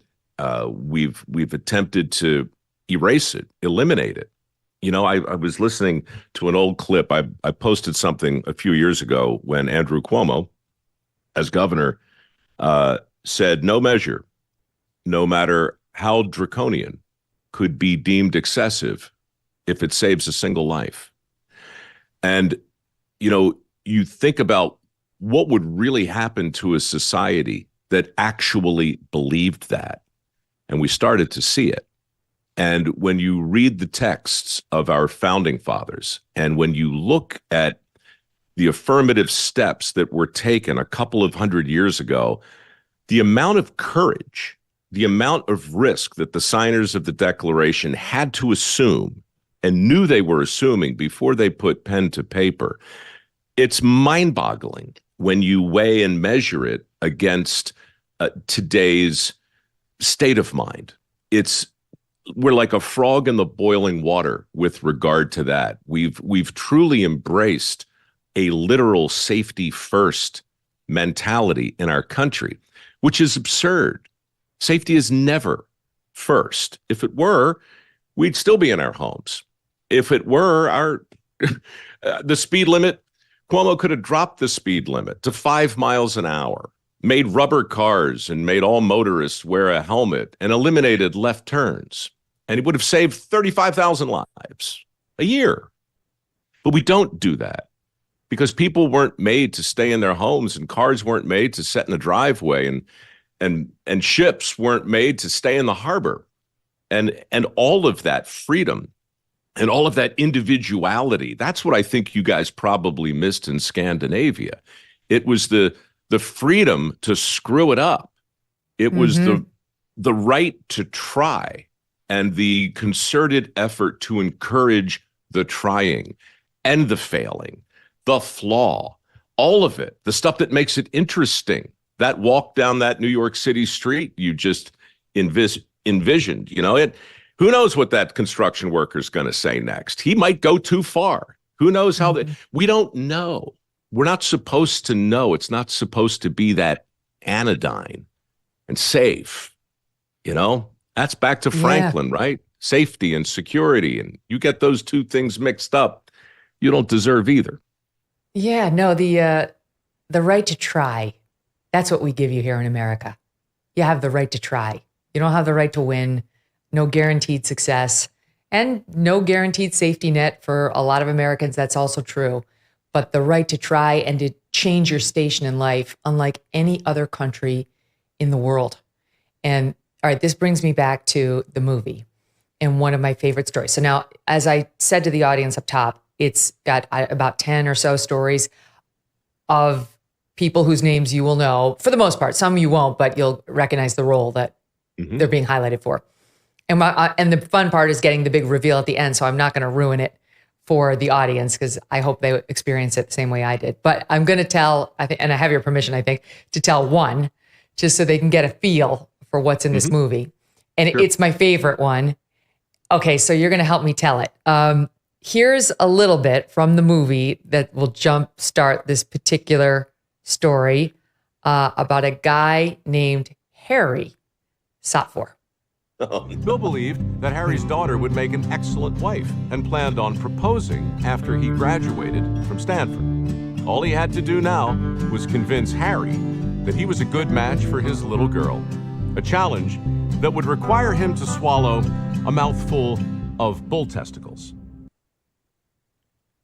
And you literally mean bull testicles. So the stars of this little story are Harry, his daughter, and Bill, who needs to impress Harry in order to win the hand or his blessing for the hand of the daughter whom Bill would like to date. You take it from there.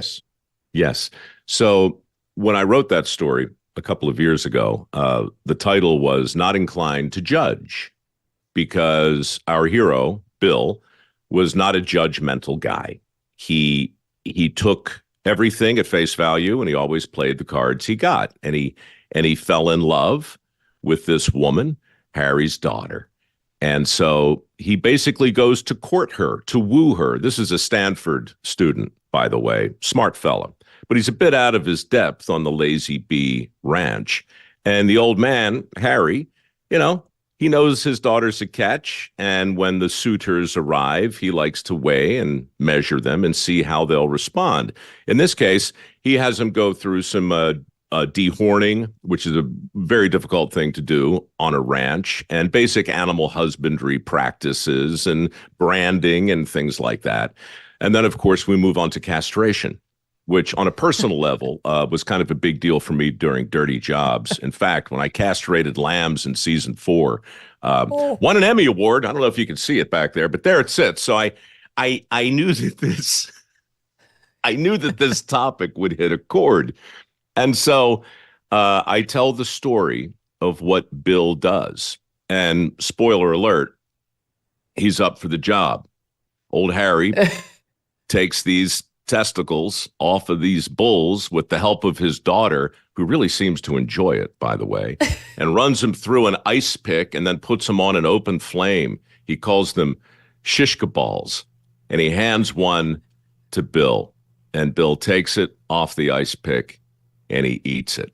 Now, this is a true story. In fact, I'm going to show you something. It's so weird that you brought this up. Your viewers should know, I swear, this isn't scripted, but the prop director 2 days ago in Camp Pendleton gave me this. We screened the movie for about 1,000 Marines the other day. Bull testicle. It says Hero Bull Testicle. I'm going to open it up for you, Megan. I'm going to.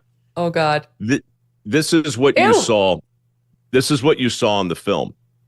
I'm sorry, but it looks like a penis. It doesn't even look like a testicle. It looks like a severed penis. Well, I can't speak to that, Megan. I don't know what your experience has been. Testicles versus penises, bulls versus, aardvarks. But that's a good-sized testicle. And that's was it recently severed? There's still blood marks on it.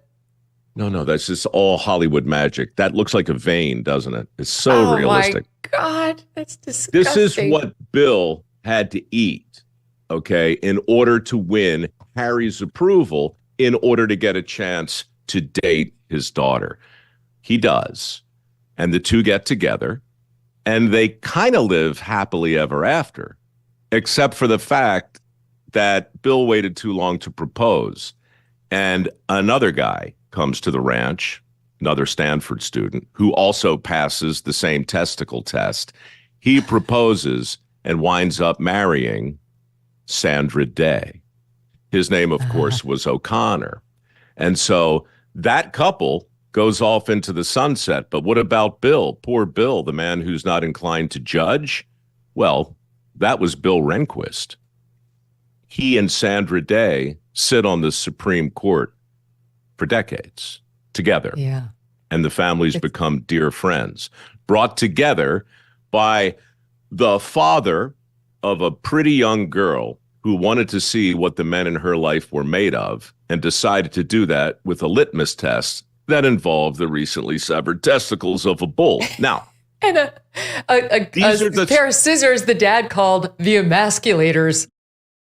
Grand Canyon University, a private Christian university in beautiful Phoenix, Arizona, believes in equal opportunity and that the American dream starts with purpose.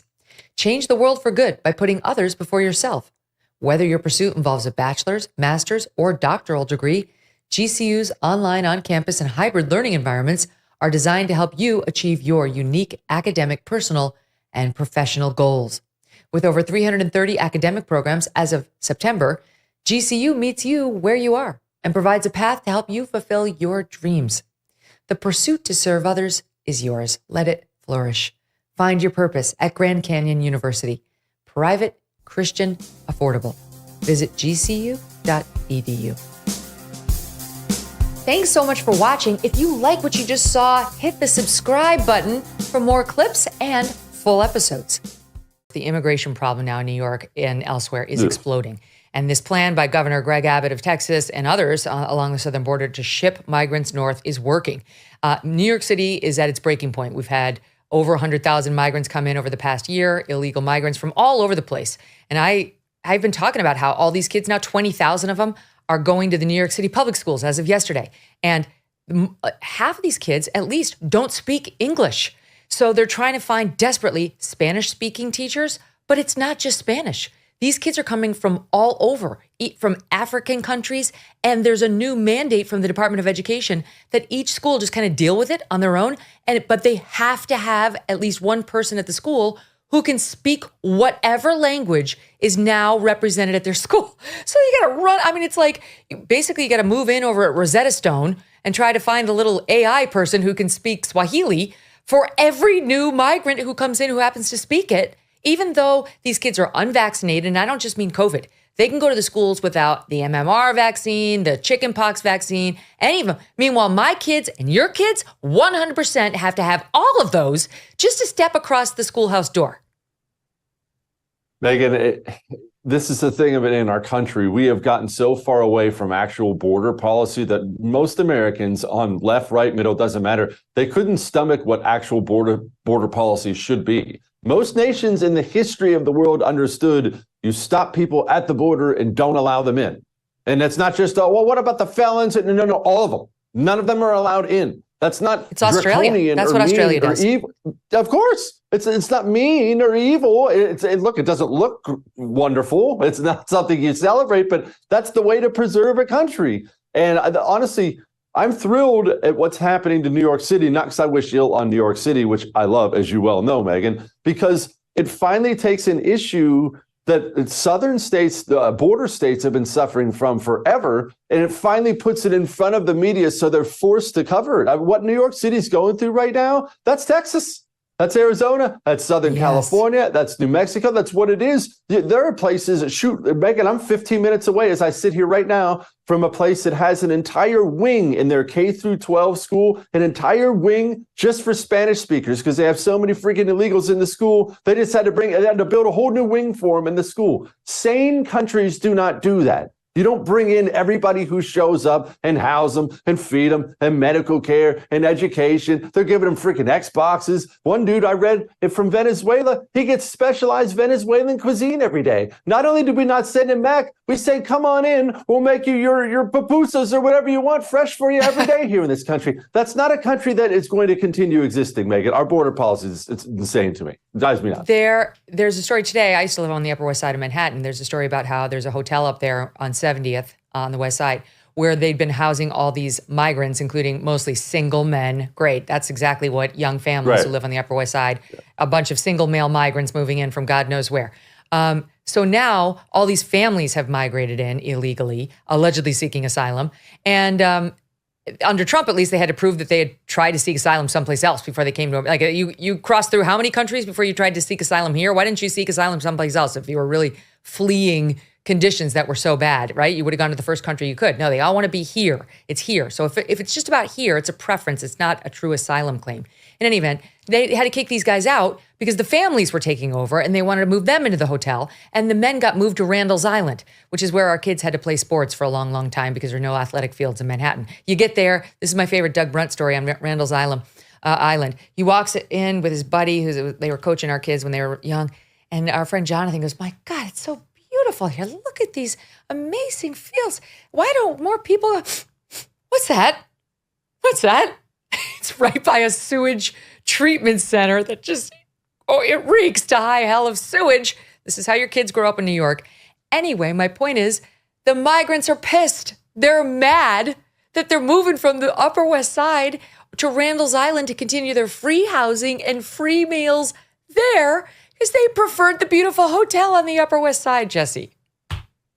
Megyn, that's honestly, it's embarrassing for me just as a patriot what our border policy is, what our immigration policy is. It is embarrassing because we are so disrespected by other nations, as you just pointed out, by the illegals themselves. And we deserve that disrespect. That's the worst part of it. It's not that guy. It's that guy has every right to go complain about that the fields aren't okay and my meal wasn't hot enough and this and that. He has every right because in this country, our politicians, Democrat and Republican, are so pathetic and spineless and weak. They don't want to do anything to actually stop these people. Even Republicans don't. They always pretend they do, and they don't. The best you can get out of some loser Republican, some low-T GOPer today, the best you can get out of him is, well, we should definitely deport the criminals. They're all criminals. The men, women, and the kids. They're all criminals. They all broke our immigration law, and every single one of them should go home. But you can't say that in this namby-pamby society. Low-T GOP. That's amazing. That should be on a bumper sticker. Low-T GOP. All right, wait. So drives me nuts. Eric Adams, who was just absolutely open the doors, people. Come on, let him in. Don't be so heartless. We're Americans. They always reference back to the Statue of Liberty. My grandpa came over, both grandpas came over, passed the Statue of Liberty. They did it legally, and they didn't do it illegally. This is a different story. Boy, oh boy, Mayor Adams has changed his tune. He was totally in favor of New York City being a sanctuary city. Welcome, give us you're tired, you're poor, you're hungry, all of it. Now, this made news yesterday. He said it on Wednesday. Take a listen to the New York City mayor. Started with a madman down in Texas decided he wanted to bus people up to New York City. 110,000 migrants. We have to feed, clothe, house, educate the children, wash their laundry sheets, give them everything they need, health care. Month after month, I stood up and I said, this is going to come to a neighborhood near you. Well, we're here. We're here. We're getting no support on this national crisis. Never in my life have I had a problem that I did not see an ending to. I don't see an ending to this. I don't see an ending to this. This issue will destroy New York City. One time we were just getting Venezuela. Now we're getting Ecuador. Now we're getting Russian-speaking coming through Mexico. Now we're getting Western Africa. Now we're getting people from all over the globe have made their minds up that they're going to come through the southern part of the border and come into New York City. Every community in this city is going to be impacted. The city we knew, we're about to lose. That literally could have been Donald Trump. That could have been Donald Trump saying all of that. What a different message now that he's had to live the consequences, Jesse. And let me just add this to that news. Bill Malugin of Fox News now reporting, he's citing from the LA Times reporting actually, with a scoop, reporting that the Biden administration is now considering forcing some migrant families who cross the border illegally to remain in Texas, limiting their ability to travel within the U.S. as bipartisan criticism grows. This is his solution. I will appease the blue state mayors and governors by making this remain a Texas problem. F Texas. Well, of course. And these people are so evil, Megyn, the people who run this country, that they look at everything now as simply power. Everything's about allies or enemies. So if you're the Biden administration, I'll use the administration because Joe's not actually making any decisions, as everyone knows. If you're the Biden administration, what are you? You're a bunch of commie dirtballs. Lisa Monaco, Susan Rice, Valerie Jarrett. Everybody knows the names of the real committed commies behind the scenes. So what do you want? You want to flood the country with illegal immigrants because it's going to help you break America, which you hate anyway. So you start flooding America. The red state governors actually do something smart, which is something they rarely do, and that's they send them to the sanctuary places. Now the sanctuary places freak. Well, that's not going to sway the communists from his goal. Remember, he has a goal. His goal is to burn down the country. So he's not going to stop. He's just going to stop making you have to deal with it. Let's just send all of them to my enemies so we can bankrupt the red states. That's how evil these people are. And people think I'm over the top when I say that stuff, but I'm telling you, that's how they look at the country. They look at this region and that region. That's why Joe Biden hops on a plane right away and goes and sees Maui. Still hasn't been to East Palestine. It was all about how they vote. Look in the mirror. You see those dark spots? Well, they're not going to go away on their own. Introducing the Dark Spot Corrector from Genucel, perfect for summer. The Dark Spot Corrector, with not one but 3 cutting-edge ingredients, goes to work fast to target sunspots, dark spots, liver spots, even old discoloration both on your face and hands. Enjoy your summer sun, beach, and barbecues without embarrassing spots. With Genucel, you'll see the results or you'll get your money back. No questions asked. Go to Genucel.com right now. Get your dark spot corrector with the new Genucel Most Popular Package and say goodbye to those pesky spots tomorrow. And if you're not blown away with the results, get 100% of your money back. Visit Genucel.com/MK60 right now for these amazing summer essentials and save over 70% off Genucel's Most Popular Package. Don't wait. Free shipping, free returns, and the best luxury skincare you've ever used, all at 70% off. Genucel.com/MK60. That's GENUCEL.com/MK60. All orders include a mystery luxury gift while supplies last. Hey, thanks so much for watching. If you like what you just saw, hit the subscribe button for more clips and full episodes. Andrew Cuomo just made these comments that made my head explode. he's such a liar. He has tried to rebrand himself, just like his loser brother, as some sort of a moderate now. You know, he's like a fair and balanced Democrat. He's trying to reinvent himself and reinvent history and his behavior when it came to the COVID lockdowns. And on his podcast, he had CNN's favorite doctor, Leanna Wen, who never saw a lockdown she didn't like or a mask or a vaccine mandate. And they're going over, you know, how reasonable they both were during the pandemic. And he drops this on it. I lived in New York for the entire pandemic, right? It's one of the reasons we left and came to Connecticut, his overreach. But I lived in New York. Everything, as it turns out, I know you did too, Matt. Everything, as it turns out, it was all voluntary. None of it was mandatory. Okay, all those businesses, they didn't need to close. The schools, that wasn't thanks to him. The mask mandates, not his doing. He was just this sort of gentle idea suggester at the top.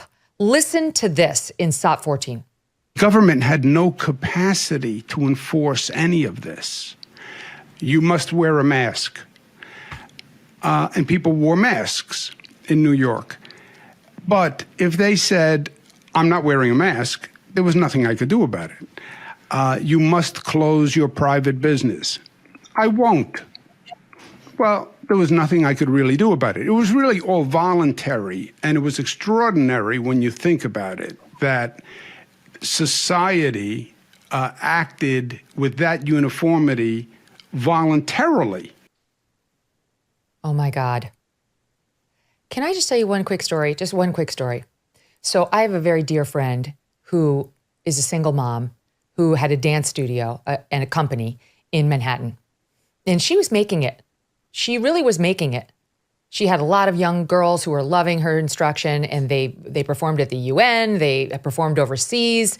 Like, she was getting a bunch of gigs for these young girls. One of them went off to Princeton, I think it was. Another one got cast in a Scorsese movie. Like, they were making it. And everything was shut down because of him, because of this man. And it wasn't just my friend. It was a lot of people. This is just one industry. We could go through any one of them. But the dance industry, for one. You weren't allowed to dance during COVID. Couldn't offer in New York State, New York City. You couldn't have a dance studio. It wasn't allowed. And I actually went back and just pulled the New York Times article on some of the complaints in that particular industry, just as one example.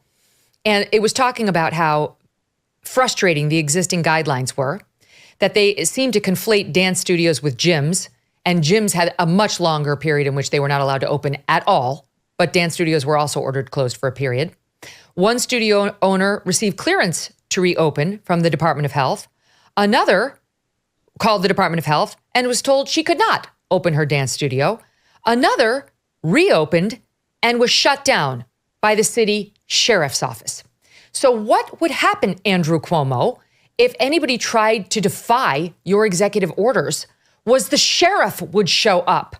People were not free to disregard your vaccine, mask, or business or school closure mandates.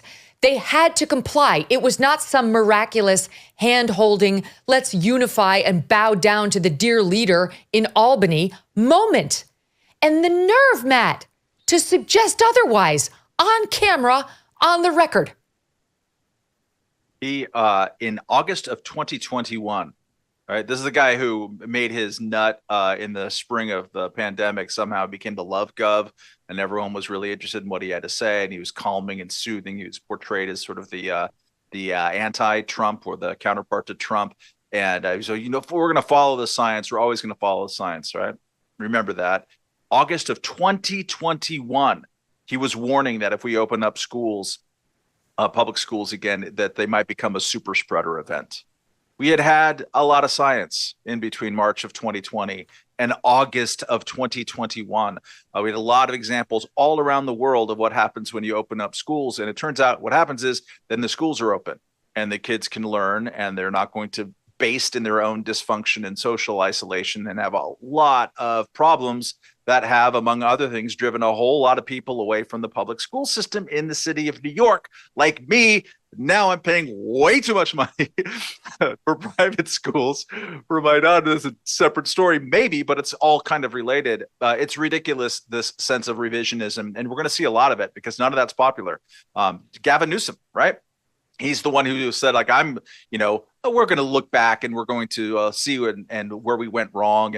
And now that we know a lot more, I actually appreciate the gesture, but I want him to know, and everybody else, that doesn't mean that we're going to forget that you put yellow tape on outdoor playgrounds in California in December of 2020, which is absolutely insane. It's so counterproductive to every public health thing that we know. So both of those characters, New York has a special sauce in which, because of progressive era, like meaning 20s and 30s, governance reforms, no one knows who's in charge of anything, right? Somehow the governor is in charge of the subways in New York City. It's just like, it's all like weird and doesn't make sense. There's these quasi-governmental authorities like the Port Authority. So I'm sure he could hide behind like, well, it wasn't me who could enforce this particular mask mandate. It was actually the city. But if you're a resident of New York, all you know is that government's around you at all times. A health inspector can come at any minute and close down your business for any reason. You're aware of it. You follow the law or the threat of the law. And what that meant in New York was really severe lockdowns, way too severe lockdowns. And we're still climbing out of that. And it's going to take a long time for us to. Yeah, we've been covering what happened with the church out in California. David Zweig's been doing great reporting on this, that held services, notwithstanding the lockdowns there and the mandates there. And the FBI infiltrated the church. And now that church has been forced to pay all these fines pursuant to their state policy. There are enforcement mechanisms. He's lying. He's full of shit. This was not voluntary. People were forced to go along with it by state health authorities and at some level, federal authorities. I pulled some of the New York Times background on this just because we all lived it. And here's a New York Times piece. In recent weeks, the governor has repeatedly made it clear that he believed he had no choice but to seize more control over pandemic policy from state and local public health officials, and because he didn't think they understood how to force people to comply. Here's another one. State health officials said they often found out about major changes in pandemic policy only after Governor Cuomo announced them at news conferences and then asked them to match their health guidance to the announcements. So that's what would happen. Then the state health authorities would issue these mandates or, quote, guidelines that the schools felt that they had no choice but to comply with, that businesses had to comply with, and then in some cases, law enforcement would run around enforcing on everybody, Emily. And here's one more before you comment on it. I would be remiss if I did not mention my dear friend Janice Dean's, reason for being over the past 3 years. And that is what he did with the nursing homes. He issued an order on March 25th, 2020, that all New York State nursing homes must accept residents that are medically stable. And it stated, quote, no resident shall be denied readmission or admission to nursing homes because they tested positive or were suspected to have COVID. What it essentially did was render testing of incoming patients inappropriate. And therefore, patients who were COVID positive were put into the nursing homes by the thousand. And it led to some 10 to 15,000 deaths of the most vulnerable elderly populations inside these nursing homes. He then went on to lie about the number who died because he knew he had blood on his hands and he didn't want the responsibility. All of this is backed up by the Democrat Attorney General, Letitia James. He gave the order. It wasn't voluntary. People are dead because of what he did. And I'm sorry, I realize COVID's over. They're trying to bring it back, but it's over. But accountability is important, and calling out these lies is important. It's one of the clearest cut examples from the pandemic of a policy that, as you pointed out, was an order, not a voluntary suggestion leading to deaths. You can connect A and B more clearly with Andrew Cuomo than almost this specific policy decision, more clearly than almost any others. It is really the perfect example of COVID evil and incompetence. And on the incompetence point, first of all, the man wrote a book that celebrated his legacy during COVID as the media was celebrating his legacy during COVID. He got taken down by Me Too stuff, not by his gross mismanagement that actually led to deaths during COVID. He wrote a book because the media allowed him to get away with mismanaging COVID because the media was reporting bad information. They were ideologically driven throughout the pandemic. And again, does a governor get away with having a policy like that is actually having life and death consequences for as long as he did without a complicit and incompetent and ideologically compromised media? Absolutely not. So did Andrew Cuomo absolutely lead to life and death consequences? Yes. Did the media's enabling of Andrew Cuomo also have life and death consequences? Absolutely yes. Looking straight at CNN, by the way, who allowed him to get away with all of this stuff, but so did everyone else. I am fascinated by how what he's saying now is probably in conflict with his own book. He is telling the story. And again, they will let him get away with it. He will get away with it. There's no question about it. And that's why he feels comfortable doing it. And that is why the media's idiocy has, again, real life or death consequences. It's not just this abstract conversation about fake news. It actually, like the bigger conversation is that Andrew Cuomo shouldn't be able to show his face in polite society without apologizing and explaining why his voice still is relevant and legitimate because he learned from the pandemic and made all of these major mistakes. Why should we trust you or care what you say unless you are groveling and saying what you did wrong? This is a flash sale event for EnviroCleanse, the home air purifier so powerful the U.S. Navy chose it to purify the air on their ships. The timing of this 25% off flash sale could not be better. It is officially cold and flu season, and of course it's the 10,000th variety of COVID coming out soon. EnviroCleanse is proven to capture and destroy flu and COVID viruses in your home. Not to mention bacteria, toxins, mold, and allergens. We found mold at our beach house. Guess what they said? Get some air purifiers right now before you can get it taken care of on a more macro level. EnviroCleanse is a way you can fight back against the entire family getting sick. In fact, EnviroCleanse is the only home air purifier that promises you and your family better health. Don't miss this 25% off flash sale, 25% off. Order your EnviroCleanse home air purifier while supplies last. Visit ekpure.com and use the code Megyn. ekpure.com, code Megyn, ekpure.com, code Megyn. Hey, thanks so much for watching. If you like what you just saw, hit the subscribe button for more clips and full episodes. They're not going to get away with a drama-free convention just because she selected Tim Walz. And we're already seeing that. She's been heckled at a couple of events by these pro-Hamas, pro-Palestinian protesters. And just last night in New York at an event that apparently wrongly suggested Kamala and Tim Walz were going to be there, but they weren't. Governor Hochul was there and the mayor of New York City was there. These pro-Palestinian protesters showed up in droves and caused mayhem. Take a look at the video.